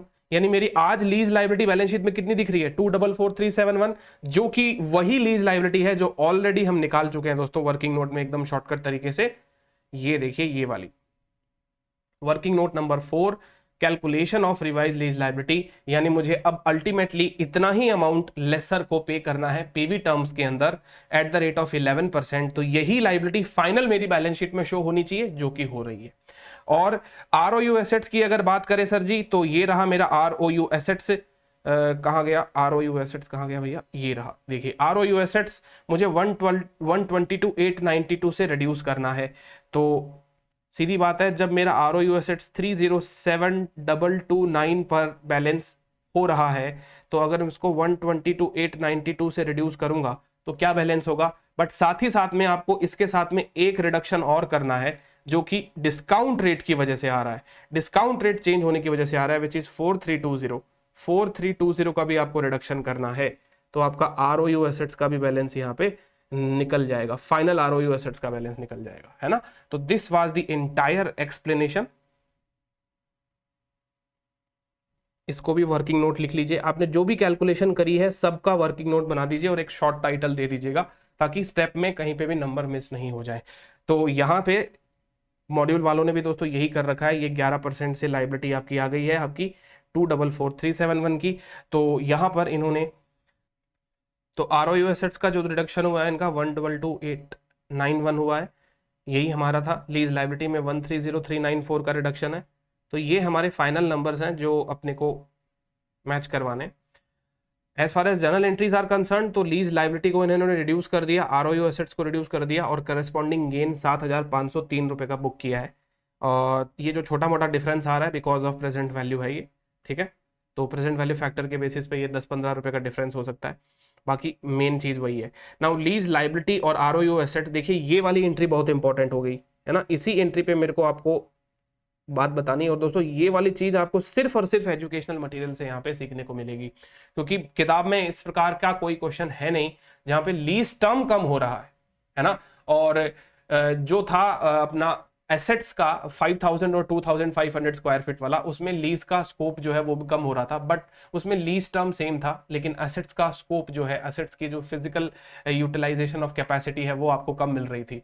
तो उसमें तो 50-50% बोथ साइड हो गया, उसमें तो कोई बात नहीं थी, है ना। बट यहाँ पर आपको ये देखना पड़ेगा, क्योंकि प्रेजेंट वैल्यू जो है पहले आपको निकालनी पड़ेगी रिवाइज लीज टर्म की ऑन ओरिजिनल डिस्काउंट रेट, फिर गेन लॉस बुक करिए, और उसके बाद में उसके ऊपर जितना डिफरेंस ऑफ इंटरेस्ट रेट की वजह से जो आ रहा है लीज लायबिलिटी में रिडक्शन, उसे आरओयू एसेट्स में आपको एडजस्ट करना है। देखिए, lease liability account debit to ROU assets being effect of revised incremental borrowing rate adjusted in ROU assets, इसको मार्क करिए दोस्तों, बहुत इंपॉर्टेंट है। यही इंपॉर्टेंट चीज जो है अपने को यहाँ पर सीखने को मिली। बाकी सारी की सारी चीजें दोस्तों कैलकुलेशन है, तो काफी बड़ा क्वेश्चन भी हो गया और ये काफी टेक्निकल भी हो गया, बट उम्मीद करता हूं दोस्तों कि आपको ये समझ में आ गया होगा, है ना। एट द एंड आपको ये क्वेश्चन जो है वो समझ में आ गया होगा। तो ये हो गया अपना रिडक्शन इन लीज टर्म का क्वेश्चन, राइट। चलिए तो दोस्तों अब आते हैं हम हमारे स्टडी मटेरियल पे वापस। तो लीज टर्म के डिक्रीज पर हमने ये क्वेश्चन कर लिया है, ठीक है। अब जो इस स्टडी मटेरियल का सबसे इंपॉर्टेंट क्वेश्चन है 34, 5, 6 और 7, राइट। हाँ जी, तो ये 37th वाला क्वेश्चन जो मैंने आपको बताया था कि एक बार आप जरूर इसको देखिएगा।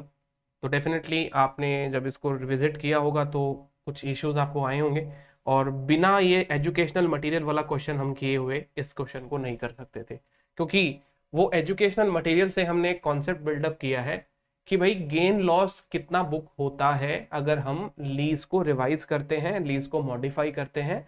तो गेन लॉस बुक होता है आपके रिवाइज्ड लीज टर्म को ओरिजिनल डिस्काउंट रेट पर लेकर आने पर जो वैल्यू आती है उतना ही, ठीक है। तो अब जितना काम हमने फर्स्ट क्वेश्चन में किया एजुकेशनल मटेरियल के अंदर, वो सारा का सारा काम हमको यहाँ पे हेल्प करेगा, बेनिफिट देगा, और ये क्वेश्चन अपना फटाफट से भी हो जाएगा। देखिए दोस्तों, इनफैक्ट 37 उससे बड़ा क्वेश्चन है, क्योंकि इसके अंदर इंक्रीज और डिक्रीज दोनों शामिल हैं, बट हम उससे कम समय में इसको कर लेंगे। देखिए, lessee enters into a 10-year lease for 2000 square meters of office space and the annual lease payments are 1 lakh payable at the end of each year.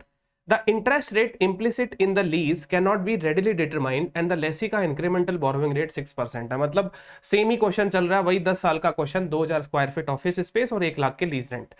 Beginning of year 6 में हमने कुछ चेंज किए। क्या चेंज किए? एक तो 1500 square metre of space जो है वो हमने हमारे लीज कॉन्ट्रैक्ट में ऐड किया है। एडिशनल स्क्वायर मीटर हमने यहाँ पे देखे हैं सेम बिल्डिंग के अंदर, जो कि ईयर 6 से स्टार्ट हो जाएंगे, ठीक है। और reduce the lease term from 10 years to 8 years. तो यहाँ पे एसेट्स का जो फिजिकल स्कोप है, मतलब जो स्क्वायर फीट एरिया है, वो तो हमने बढ़ा दिया, वो तो इंक्रीज कर दिया, बट लीज टर्म जो है वो हमने डिक्रीज कर दिया। यहाँ पे लीज टर्म हमारा क्या हो गया दोस्तों? कम हो गया है।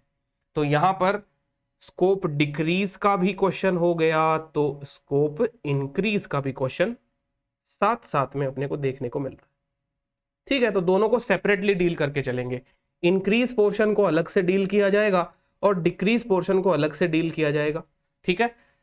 10 साल से हमारी लीज टर्म जो है 8 साल हो गई, वही है, रिडक्शन उतना ही हुआ है जितना अपन ने प्रीवियस क्वेश्चन में देखा था। एनुअल फिक्स पेमेंट हमारे 3500 स्क्वायर मीटर के जो हैं वो हैं आपके 1,50,000 payable at the end of the each year from year 6 to 8।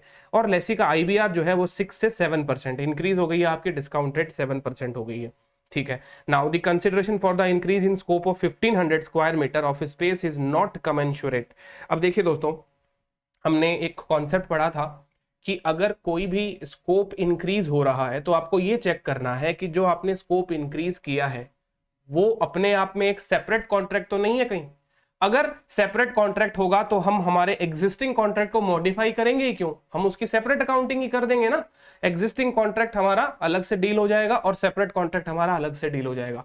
But the main thing is that अगर वो सेपरेट कॉन्ट्रैक्ट है तो हमें ये चेक करना पड़ेगा कि उसके लीज रेंटल जो है वो कमेंसुरेट होने चाहिए, मतलब अकॉर्डिंग हो, किसके अकॉर्डिंग होनी चाहिए?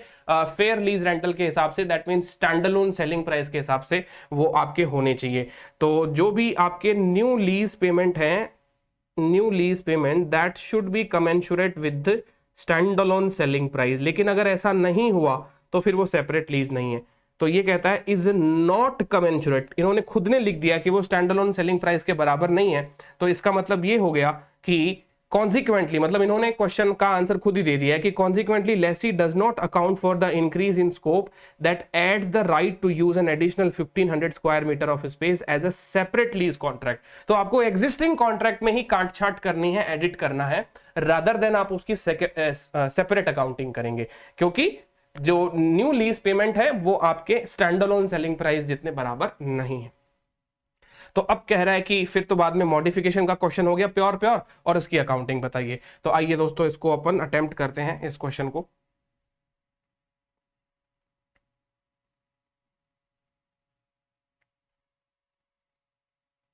तो देखिए इलस्ट्रेशन नंबर 37 स्टडी मटेरियल, और बेसिकली जो जो काम अपने को करना है ना वो इस बार समरी बनाते चलते हैं, और साथ साथ में ही हम कैलकुलेट करते चलेंगे जहां जहां पे भी अपने को जिस जिस चीज की जरूरत होगी।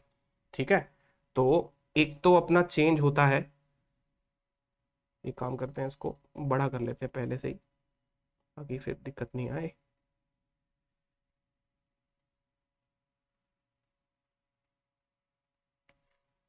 तो एक तो लीज लाइबिलिटी और एक अपना आरओयू एसेट्स, दो चीज है।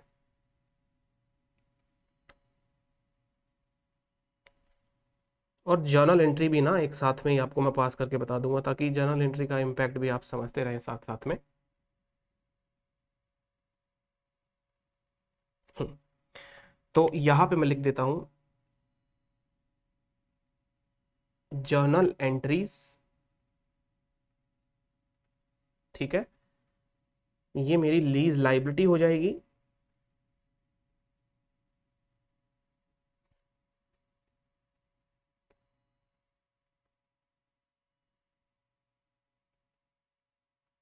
ये मेरा राइट ऑफ यूज एसेट्स हो जाएगा, और ये पर्टिकुलर्स में जो जो भी फैक्टर्स हैं जो जो इम्पैक्ट कर रहे हैं हमारे नंबर्स को वो यहाँ पे आते रहेंगे। सबसे पहले तो स्टार्टिंग, सबसे पहले क्या होता है दोस्तों, किसी कॉन्ट्रैक्ट में होता है इनिशियल रिकॉग्निशन, है ना, initial recognition.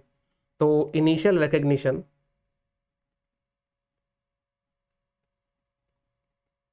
Since number same है तो हम दोबारा कैलकुलेशन क्यों करते हैं, वो एजुकेशनल मटेरियल वाले ही नंबर्स कॉपी कर लेते हैं, क्योंकि इनिशियल रिकॉग्निशन जो है अपना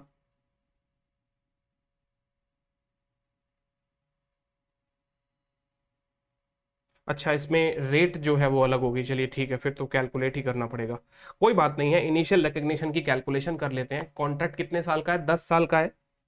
तो यहाँ पे अपना जो भी लीज पेमेंट जाएगा वो होगा 1 lakh rupees yearly lease rental, और इसके ऊपर हम लोग प्रेजेंट वैल्यू लगा देंगे एन्युटी फैक्टर लेकर, जो कि 6% जो हमारी प्रीवियस रेट है, मतलब मॉडिफाइड लीज कॉन्ट्रैक्ट मॉडिफाई होने के पहले की रेट हमारी 6% है। तो 1 से लेकर 10 सालों तक का सम टोटल इस एन्युटी फैक्टर का आप ले लीजिए, जो कि हो जाएगा 1 डिवाइडेड बाई 1.06, फिर 1 2 3 4 5 6 7 8 9 10, इसका ग्रांड टोटल करते हैं 7.36008, 7.36008। तो 1 लाख को आप इससे मल्टीप्लाई कर दीजिए, यही होगा हमारा लीज का initial recognition, which is 7,36,008 rupees. और लीज लाइबिलिटी भी इतने से ही आएगी, तो आरओयू एसेट्स भी इतने से ही बनेगा, और हमारी जर्नल एंट्री क्या हो जाएगी, ROU office space debit to lease liability. ROU office space debit to lease liability 7,36,008 rupees, 7,36,008 rupees. ठीक है ना, तो ये जर्नल एंट्री हो गई, इनिशियल रिकग्निशन हो गया। अब ऐसी बात है कि इनिशियल रिकग्निशन होने के बाद में ईयर 1 से लेकर ईयर 6 तक हम लोग अकाउंटिंग कर सकते हैं करने को। तो देखिए अकाउंटिंग में क्या होगा, लीज लाइबिलिटी पर इंटरेस्ट लगाया जाएगा, फिर लीज पेमेंट होगा 1 लाख रुपए का। तो ये प्रोसेस कंटिन्यूअसली चलेगी, इंटरेस्ट लगाना लीज पेमेंट होना, इंटरेस्ट लगाना लीज पेमेंट होना। और आरओयू एसेट्स क्या होगा दोस्तों, आरओयू एसेट्स आपका डेप्रिशिएट होता चला जाएगा, है ना। तो अब ये काम हम क्यों करें, जब हम डायरेक्ट ईयर 6 के बैलेंसेस निकाल सकते हैं, तो एक्स्ट्रा काम करने के नंबर तो है नहीं कोई। तो देखिए ईयर 6 के अंदर, और वो भी कब, ईयर 6 के बिगिनिंग में, हमें दो चीज चाहिए। एक तो लीज लाइबिलिटी का बैलेंस, अमोर्टाइज्ड बैलेंस कितना निकल रहा है, और depreciated balance of ROU assets चाहिए, जो कि हम शॉर्टकट तरीके से निकाल सकते हैं। एग्जाम में अगर लीज रेंटल फिक्स है तो जरूर मैं तो यही कहूंगा कि दोस्तों आप यही तरीका यूज करें, टाइम बहुत बचेगा, अननेसेसरी दुनिया भर की टेबल नहीं बनानी पड़ेगी। तो बिगिनिंग जो है ईयर 6 के बिगिनिंग में हम लोग ऐसे लिख देते हैं इसको, 1 lakh multiply by present value of annuity factor. क्या निकाल रहे हैं? बिगिनिंग में हम लोग लीज लाइबिलिटी निकाल रहे हैं।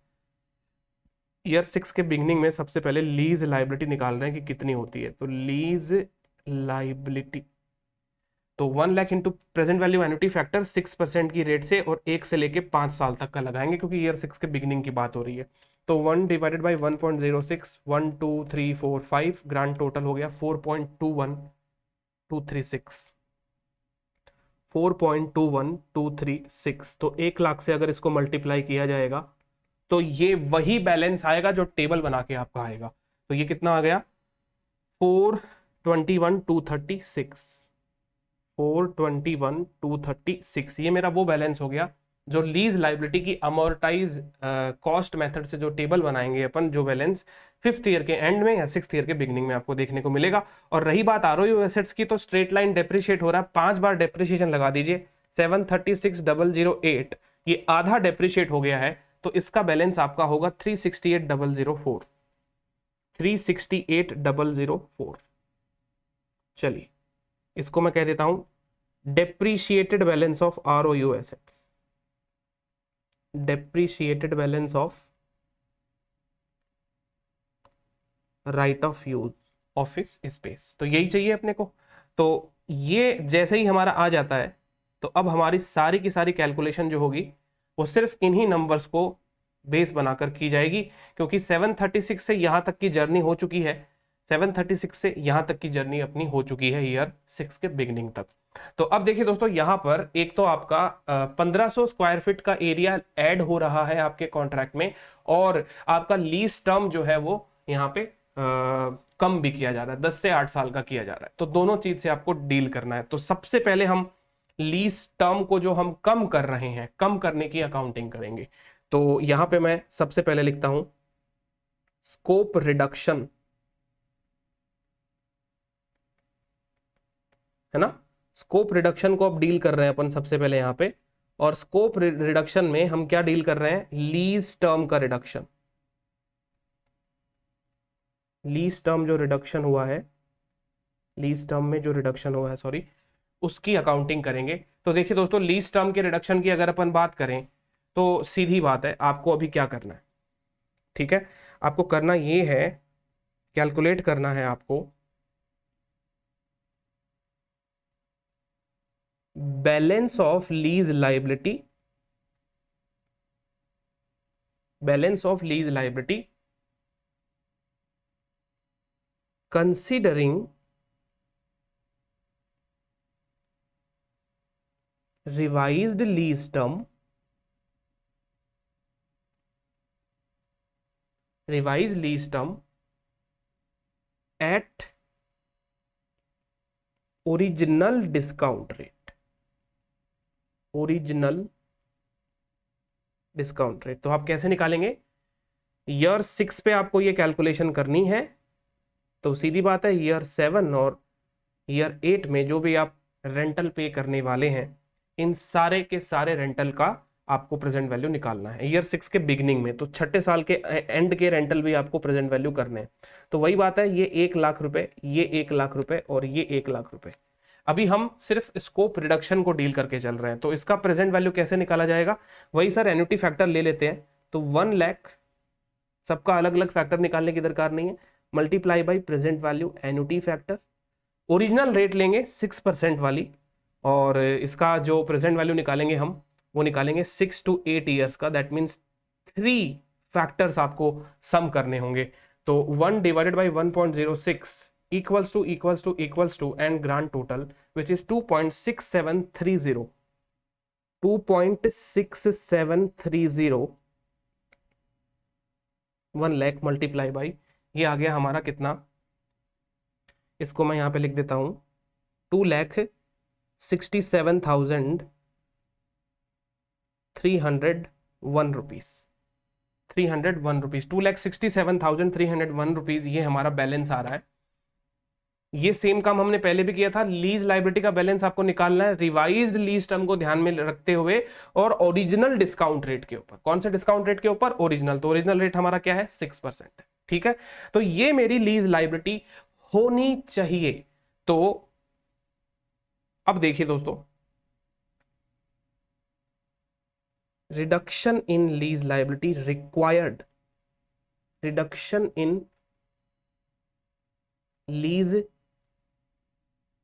लाइबिलिटी रिक्वायर्ड,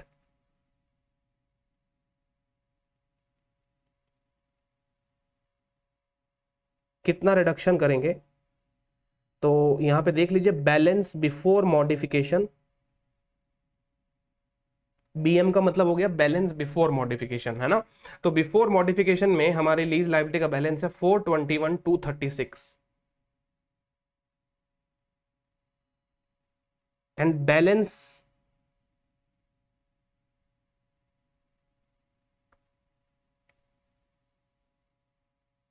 एज पर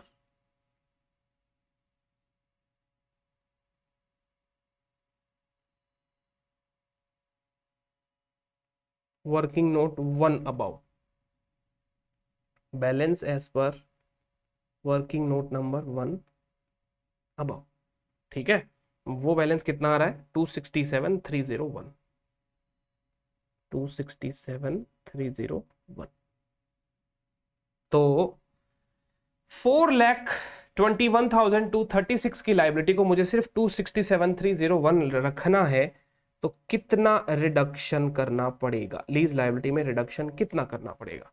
तो आप कहेंगे सर ये होगा 421,236 माइनस 267,301, ये हो जाएगा 1,53,935, 1,53,935। इतनी मुझे लीज लाइबिलिटी को रिड्यूस करनी पड़ेगी। तो ठीक है, कर दीजिए ना, कोई दिक्कत वाली बात नहीं है। जितनी भी लीज लाइबिलिटी आपको रिड्यूस करनी है, आप लीज लाइबिलिटी को रिड्यूस कर दीजिए।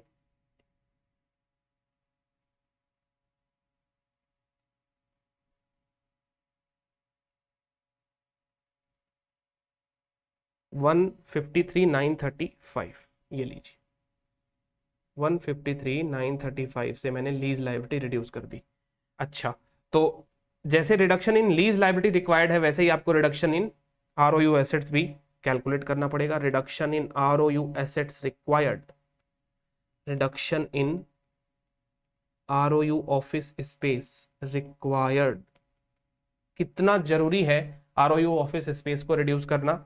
तो देखिए, हमारे आरओयू ऑफिस स्पेस का बैलेंस है 368,004, बैलेंस जो हमने ऑलरेडी कैलकुलेट कर लिया है।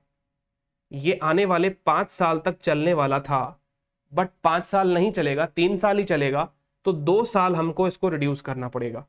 तो ये हो गया लीज टर्म का रिडक्शन और ये हो गया बैलेंस यूजफुल लाइफ। ठीक है, यहाँ पे कोई फॉर्मूला ऐसा जो आपको लिखने की कोई दरकार नहीं है दोस्तों, सीधा कैलकुलेट करिएंगे नंबर। ठीक है, तो आपको समझाने के लिए ये सब बता रहा हूँ प्रेजेंटेशन के लिए कि 5 साल अपनी बैलेंस यूजफुल लाइफ है और 2 साल वही वाली बात है जो प्रीवियस क्वेश्चन में था। Nothing new in this question. तो 368,004 डिवाइडेड बाई 5 मल्टीप्लाई बाई 2, ये हो जाएगा हमारा 147,201.6 या 202 कर लेते हैं इसको, 1,47,202 रुपए, 1,47,202 रुपए। चलिए सर, काम हो गया अपना। देखिए, कोई टेबल बनानी नहीं पड़ रही है दोस्तों, सीधे सीधे कैलकुलेट करते जा रहे हैं। जो जो नंबर की कैलकुलेशन चाहिए वर्किंग नोट इस साइड में ही बना लीजिए, यहीं पे बना लीजिए और नंबर से एक बार ले आइए। अब देखिए दोस्तों, दोनों साइड अपने को पता लग गया कि लायबिलिटी कितने से रिड्यूस करनी है तो एसेट्स कितने से रिड्यूस करनी है। अब दोनों टैली नहीं होगा, जब दोनों टैली नहीं होगा तभी तो गेन या लॉस ऑन मॉडिफिकेशन आएगा। तो आइए इसकी एंट्री पास कर लेते हैं। तो दोस्तों, इसकी जो एंट्री होगी वो क्या होगी? हमको लीज लाइबिलिटी को रिड्यूस करना है, तो एंट्री होगी लीज लाइबिलिटी अकाउंट डेबिट। हम लीज लाइबिलिटी को डेबिट कर देंगे और करस्पॉन्डिंग आरओयू एसेट्स को हमें, दैट इज ऑफिस स्पेस को हमें रिड्यूस करना है। बट सिंस दोनों अमाउंट सेम नहीं है तो गेन लॉस तो आएगा ही आएगा। तो आरओयू एसेट्स तो सर जी हमारा 147,202 से कम हो रहा है, 147,202 से कम हो रहा है। और लीज लाइबिलिटी 153,935 से कम हो रही है, 153,935। तो करस्पॉन्डिंग हमको अब इसमें गेन ऑन मॉडिफिकेशन बुक करना पड़ेगा। Gain on modification, basically gain on modification जो है ये कहाँ जाएगा, आपका प्रॉफिट लॉस में जाएगा, प्रॉफिट लॉस में ट्रांसफर किया जाएगा, है ना। गेन ऑन मॉडिफिकेशन इसका नॉमेनक्लेचर हो गया, इस नाम से हम इसको रिपोर्ट करेंगे प्रॉफिट लॉस के अदर इनकम के अंदर, गेन ऑन मॉडिफिकेशन। तो आप चाहे तो इसको ब्रैकेट में लिखकर P&L भी लिख सकते हैं, बात एक ही है, ठीक है ना। तो देखिए कितना हो गया गेन, 153,935 माइनस 147,202, तो 6733 का गेन हो गया मुझे, 6733।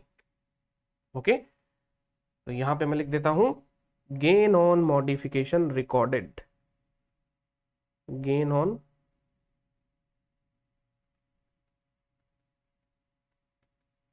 मॉडिफिकेशन।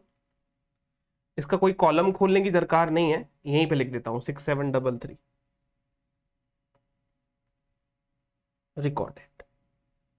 तो स्टेप बाय स्टेप हो रहा है, इंस्टीट्यूट क्या करेगा दोस्तों, स्टेप बाय स्टेप मार्क्स देगा, तो उसको सारे स्टेप्स अपन विजिबल यहाँ पे करा के बता देंगे कि भाई देखो ये हमारी कैलकुलेशन है, ये हमारे नंबर्स है, इस प्रकार से ये सारी चीजें आई है।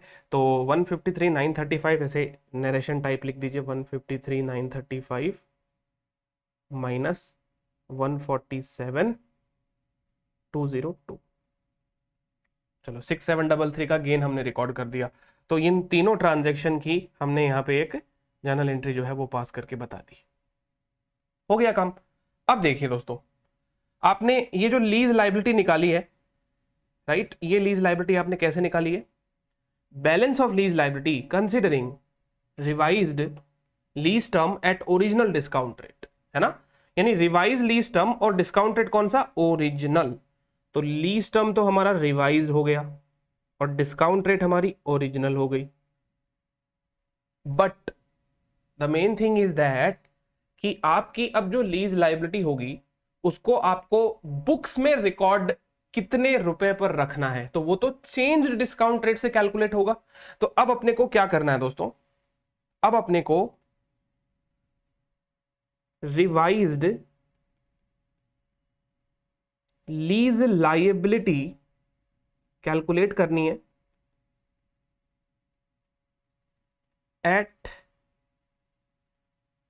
Revised discount rate which is at the rate of 7%। अब हमारी रेट जो है वो 7% हो गई। तो ये देख लीजिए 1,00,000 रुपए के लीज रेंटल, इसका प्रेजेंट वैल्यू लेंगे हम लोग एन्युटी फैक्टर जो कि 7% से निकाला जाएगा, 6 to 8 ईयर्स ड्यूरेशन का निकाला जाएगा, 3 साल का हो गया। तो 1 divided by 1.07 equals to grand total 2.62431, 2.62431। तो इसको आप 1 लाख को इससे मल्टीप्लाई कर लीजिए। तो ये हमारी जो रिवाइज लाइबिलिटी जो आ रही है ये आ रही है 262,431, 262,431 के बजाय इसको 2 करिए क्योंकि 0.6 है आगे, तो इसको 2 कर लीजिए, राउंड ऑफ कर दीजिए, है ना। 2,62,432। So this is my revise lease liability at revised discount rate. ये हमें मॉडिफिकेशन में जो हमारी लाइबिलिटी होगी with respect to original space of 2000 square feet at discount rate of 7% which is the revised rate, तो उसके बेसिस पर हमारी लाइबिलिटी आ रही है 262,432। जबकि हमारी ओरिजिनल डिस्काउंट रेट पे जो लाइबिलिटी आ रही है वो कितनी आ रही है, 267,301। तो अब देखो क्या करना पड़ेगा, फिर से मुझे रीमेजर करना पड़ेगा लाइबिलिटी को, रीमेजरमेंट ऑफ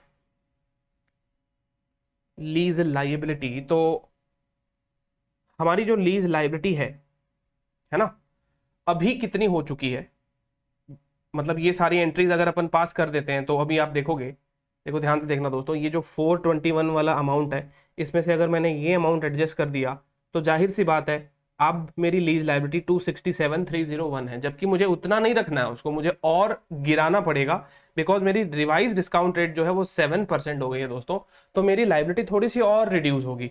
तो रीमेजरमेंट ऑफ लीज लाइबिलिटी, तो इसके अंदर फिर से रिडक्शन हो रहा है, तो रिडक्शन इक्वल टू, ठीक है, lease liability eight the rate of 6% and lease liability eight the rate of 7%। दोनों का जो गैप है उतना मुझे रिडक्शन बुक करना पड़ेगा। तो ये देखिए 7% पे तो आ रही है हमारी ये लाइबिलिटी 262,432 और 267,301। 6% पे ये वैल्यू है 267,301। तो अब इसको और कितना रिड्यूस करना है, तो देखिए इसको और रिड्यूस करना है 267,301 माइनस 262,432, 4869 से इसे और रिड्यूस करना है, 4869 से इसे और रिड्यूस करना है। और मैं इसे 4869 को क्या कहूंगा, reduction in lease liability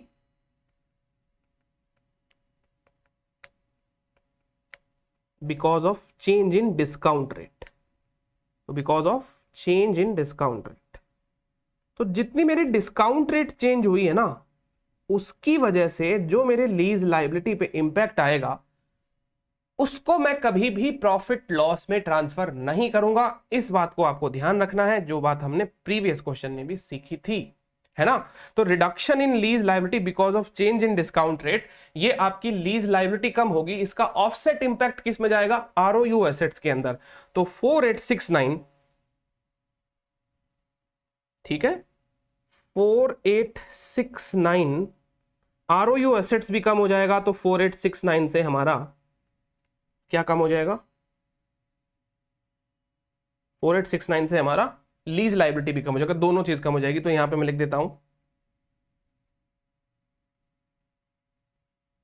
reduction in ROU assets, office space, वही because of change in discount rate. इसको अपन पीएनएल में नहीं डालते, तो इसकी एंट्री क्या हो जाएगी इफेक्टिवली, सर इसकी एंट्री हो जाएगी lease liability account debit, lease liability account debit to ROU office space 4869, है ना, 4869 ROU office space. ROU office space को कम करना है। चलिए, तो ये हो गया अपना scope reduction, all together complete हो गया स्कोप रिडक्शन। स्कोप रिडक्शन की वजह से जितने भी एडजस्टमेंट होने थे वो सारे के सारे एडजस्टमेंट हमने पास कर दिए हैं यहाँ पे दोस्तों, ठीक है। सबसे पहले वापस रिवाइज करा देता हूं, इनिशियल रिकॉग्निशन हुआ, फिर अपन अमोर्टाइज्ड कॉस्ट का बैलेंस निकाल लिए लीज लाइबिलिटी का, और डेप्रिशिएटेड बैलेंस निकाल लिया आरओयू एसेट्स का। उसके बाद में स्कोप रिडक्शन को हम डील कर रहे हैं ऑफिशियली इसके अंदर। तो लीज लाइबिलिटी का आपको बैलेंस निकालना है considering your original discount rate. तो ओरिजिनल डिस्काउंट रेट पे बैलेंस आ रहा है 267। तो इतना आपको अपनी लाइबिलिटी को 421 से 267 पे रिस्टोर करना है, ताकि पता लगा सकें कि गेन लॉस कितना हो रहा है मॉडिफिकेशन पे। तो आपको लाइबिलिटी कम करनी है 153 से, और आरओयू एसेट सीधी बात है लाइफ के बेसिस पे जज होगा, क्योंकि 5 साल की लाइफ है, बैलेंस यूजफुल लाइफ। बचा हुआ जो हमारा रिमेनिंग लाइफ है वो है आपका टोटल 3 इयर्स। तो अब 2 साल आपको रिड्यूस करना पड़ेगा आरओयू एसेट्स। तो आरओयू एसेट्स इतने से रिड्यूस हो जाएगा, दोनों आपस में लाइबिलिटी को डेबिट करेंगे, आरओयू ऑफिस को क्रेडिट करेंगे, तो गेन ऑन मॉडिफिकेशन जनरेट हो जाएगा 6733 का। फिर बाद में देखिए सीधी बात है, गेन ऑन मॉडिफिकेशन हमने रिकॉर्ड कर दिया। गेन ऑन मॉडिफिकेशन रिकॉर्ड करने के बाद में हमको अपनी लाइबिलिटी को अब 7% पे लेके आना है, क्योंकि हमको अपनी लाइबिलिटी को 6% पे नहीं रखना, बिकॉज मॉडिफिकेशन ये कहता है कि लीज टर्म अगर रिवाइज हुआ है तो आप डिस्काउंट रेट बदलिए। तो डिस्काउंट रेट बदलने की वजह से लाइबिलिटी कितनी चेंज हो रही है, only because of discount rate is changing, so my liability is going down to the value of 262,432 from 267,301. So 4869 reduction is also required in the lease liability. So we will further reduce lease liability to the extent of 4,869, and correspondingly the counter impact will be given in ROU assets, not in the profit and loss. दोस्तों इसको हम profit loss में नहीं लेके जाएंगे. That is the main essence of this particular question. तो देखिए 2 question हो गए ना अब इसी कॉन्सेप्ट के ऊपर। अब इसी क्वेश्चन के अंदर आपका स्कोप भी इंक्रीज हो रहा है, तो चलिए अब हेडिंग लगा देते हैं, इंक्रीज इन स्कोप। उसको कैसे डील करेंगे, increase in scope of lease. ये कैसे हुआ सर? ये एक तो 1500 square foot extra office space ले रहे हैं आप लोग, 1500 स्क्वायर फुट का एक्स्ट्रा ऑफिस स्पेस जो है वो आप ले रहे हैं लेसर से, तो आपको इसका रिवाइज्ड किराया पे करना पड़ेगा। देखिए दोस्तों, रिवाइज किराया कितना है? 50,000 रुपीज एक्स्ट्रा। 1 लाख रुपए तो पे कर ही रहे थे ना पहले भी, एक्स्ट्रा कितना पे कर रहे हैं? 50,000 पे कर रहे हैं। तो 6th ईयर में पे करेंगे, 7th ईयर में भी 50,000 पे करेंगे और 8th ईयर में भी 50,000 पे करेंगे। अब इसका मतलब क्या हो गया? फिर से हमारे लीज पेमेंट सेम है। तो ये 50,000 रुपए जो आप एक्स्ट्रा पे कर रहे हो, इसका भी प्रेजेंट वैल्यू निकाल लो ना। 50,000 multiply by present value of annuity factor at revised discount rate which is 7% ना, 7%। तो 6 से लेकर 8 ईयर्स तक का, दैट इज वही 3 ईयर्स के लिए निकालेंगे। 1 डिवाइडेड बाई 1.07, 1 2 3 ग्रांड टोटल, तो 2.6243 आ रहा है ये, मल्टीप्लाई बाई 50,000, ये होगा 131,215। ये मेरा increase in scope of lease है। दोस्तों आप बताओ, increase in scope of lease से अब आप क्या करेंगे? आप 50,000 ज्यादा पे कर रहे हो तो आपकी लीज लायबिलिटी बढ़ जाएगी। करस्पॉन्डिंग इंपैक्ट कहां पे डालोगे? चलिए, इसका वैल्यू तो आ रहा है 131,215 आ रहा है, 131,216 कर देता हूं मैं इसको राउंड ऑफ करके। तो 131,216 का हम क्या करेंगे सर? सीधी बात है, स्कोप इंक्रीज हो गया है तो केवल आपको लीज लायबिलिटी ही इंक्रीज थोड़ी देखने को मिल रही है, आपको एक्स्ट्रा स्पेस भी तो मिल रहा है। दैट मींस आपके आरओयू एसेट्स भी तो इंक्रीज हो जाएंगे ना। अगर स्कोप इंक्रीज हो रहा है तो केवल किराया ही थोड़ी बढ़ाया गया है दोस्तों, आपका आरओयू एसेट्स भी तो बढ़ गया ना 1500 स्क्वायर फीट से। तो 131,216 से हमारी लीज लायबिलिटी बढ़ जाएगी और 131,216 से हमारे आरओयू एसेट्स भी बढ़ जाएंगे। तो एंट्री इसकी क्या होगी? एंट्री हो जाएगी इसकी ROU office space, additional office space मिल गया हमारे को, जिसकी वैल्यू है 131,216 to lease liability, to lease liability 131,216 ये लीजिए दोस्तों, ट्रीटमेंट हो गया। तो increase in scope of lease जो है, increase in scope of lease, इसको कैसे डील किया अपन ने? ये जो 50-50 हजार रुपए अपन को 6th 7th और 8th ईयर में पे करने हैं, इसकी आप निकाल लीजिए वही प्रेजेंट वैल्यू आती है 131,216। तो 131,216 से हमारी liability as well as ROU assets दोनों ही इंक्रीज हो जाएंगे। और ये ली अपना क्वेश्चन दोस्तों समाप्त हो गया। यहां पे अपना क्वेश्चन समाप्त हो गया। टोटल लगा दीजिए, टोटल लगा दीजिए कि आपकी लीज लायबिलिटी कितनी आ रही है और आरओयू एसेट्स कितनी आ रही है ना। तो देखिए,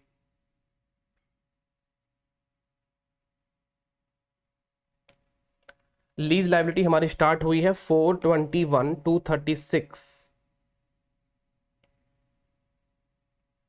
फिर लेस करेंगे 153,935, फिर लेस करेंगे 4,869 और फिर ऐड करेंगे 131,216। तो हमारी लीज लायबिलिटी आज हमारे बुक्स में कितने पे आएगी? बैलेंस शीट में 393,648, बैलेंस शीट में 393,648 से हमारी रिवाइज्ड लीज लायबिलिटी जो है दोस्तों वो दिखाई जाएगी। ठीक है, और देखिए आरओयू एसेट्स की बात करते हैं तो 368,004 लेस करेंगे 147,202, लेस करेंगे 4,869 एंड ऐड करेंगे 131,216, ये आ रहा है 347,149, 347,149। ठीक है, और चेक कर लेते हैं अपन।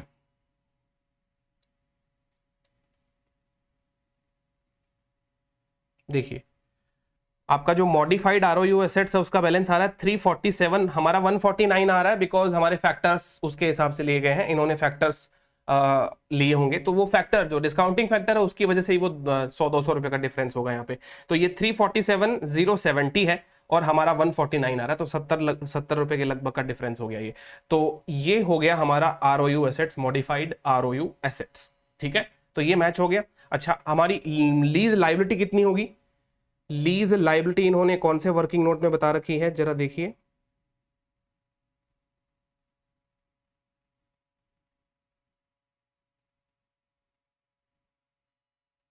लीज लाइबिलिटी इन्होंने नहीं बता रखी क्या? 393,600, ये देखिए 393,600 लीज लाइबिलिटी इन्होंने बता रखी है, ठीक है। तो ये दोनों नंबर्स तभी सही हो सकते हैं जब आपका पूरा का पूरा क्वेश्चन, सारे के सारे स्टेप्स आपके सही हो। और देखिए दोस्तों, इसका एक शॉर्टकट तरीका है लीज लाइबिलिटी को वेरीफाई करने का, यानी हमने ये सारे एडजस्टमेंट करने तो हैं। वो शॉर्टकट तरीका क्या है? देखो, आपको अब रिवाइज्ड लीज रेंटल कितने देने हैं? 1,50,000 रिवाइज लीज रेंटल आपको देने हैं। कब तक देने हैं? ईयर 6 में, ईयर 7 में और ईयर 8 में। तो वही बात है, 1,50,000 का present value of annuity factor निकाल लीजिए 7% की रेट से, 3 साल का, है ना। तो 1 डिवाइडेड बाई 1.07123 GT और मल्टीप्लाई बाई 1,50,000, ये आ रहा है 393,647, 393,647।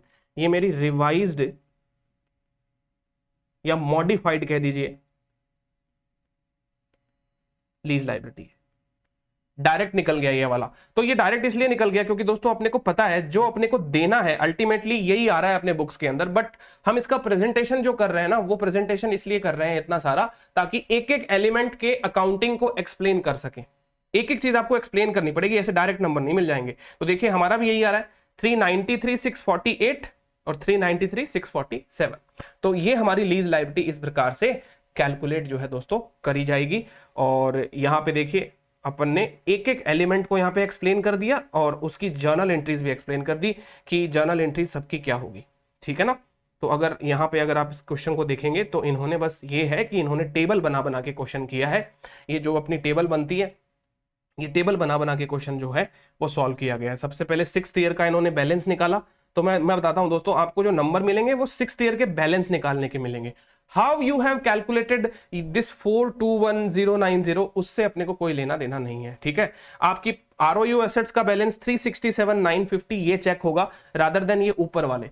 तो अब ऐसा है ना, बट ये टेबल अपने को बनानी भी पड़ जाएगी जब कैश फ्लो फिक्स नहीं होंगे। जैसे फर्स्ट ईयर का लीज रेंट 1 लाख है, फिर 150 है, फिर 1,20,000 है ना। ऐसे अगर लीज रेंट ऊपर नीचे हुए तब तो फिर इतनी मेहनत अपने को करनी पड़ेगी और फिर तो बहुत बड़ा क्वेश्चन हो जाएगा। तो उस समय वी होप कि अगर उस समय ऐसा कोई क्वेश्चन आता है तो उसके मार्क्स भी अकॉर्डिंगली इंस्टीट्यूट हमसे जो वेट असाइन करे मार्क्स का वो वैसे ही किया जाए। बट जहां पे लीज रेंटल फिक्स होते हैं वैसे हम लोग डायरेक्ट कैलकुलेट कर सकते हैं। तो आई होप दोस्तों अब आपको ये मॉडिफिकेशन वाला एरिया जो है वो पूरा अच्छे से समझ में आ गया होगा। क्वेश्चन सारे हो गए लेसी के पॉइंट ऑफ व्यू से। अपना जो इंड 116 है, अब ये यहाँ पे पूरा का पूरा फिनिश हो जाता है लेसी के पॉइंट ऑफ व्यू से, है ना। लेसी के पॉइंट ऑफ व्यू से हमने पूरा 116 का इंडेक्स जो है दोस्तों अब कंप्लीट कर लिया। नेक्स्ट क्लास से हमारा जो डिस्कशन स्टार्ट होगा वो lesser point of view start हो जाएगा, है ना। तो लेसर के पॉइंट ऑफ व्यू से भी अपने को काम करने हैं। अच्छा, ये जो अपना बॉक्स जो है ये डिस्कस थोड़ा सा ये रह गया था ना, रिवाइज डिस्काउंट रेट के बारे में तो अपन ने डिस्कस कर ही लिया था। तो देखिए दोस्तों, ये फैक्टर्स जब जब होंगे हमारे क्वेश्चन में तो हमको हमारी डिस्काउंट रेट जो है वो बदलने की जरूरत नहीं होगी। However original discount rate continue रहेगी हमारे क्वेश्चन के अंदर यदि lessee uses the original discount rate when lease payments are updated for a change in expected amount of residual value guarantee। यदि कोई रेजिडुअल वैल्यू गारंटी में चेंज होता है तो आपको अपनी डिस्काउंट रेट चेंज करने की कोई दरकार नहीं है। आपकी रेजिडुअल वैल्यू गारंटी आप अपडेट करते रहें ईयर ऑन ईयर, कोई दिक्कत वाली बात नहीं है। यदि कोई पेमेंट्स है डिपेंडेंट ऑन एन इंडेक्स और rate unless the rate is a floating interest rate, यदि वो रेट फ्लोटिंग इंटरेस्ट रेट मतलब है तब तो देखो आपको चेंज करना पड़ेगा। लेकिन यदि कोई फ्लोटिंग इंटरेस्ट रेट नहीं है तो आपको ओरिजिनल डिस्काउंट रेट पे कैलकुलेशन करनी है, कोई दिक्कत नहीं होगी।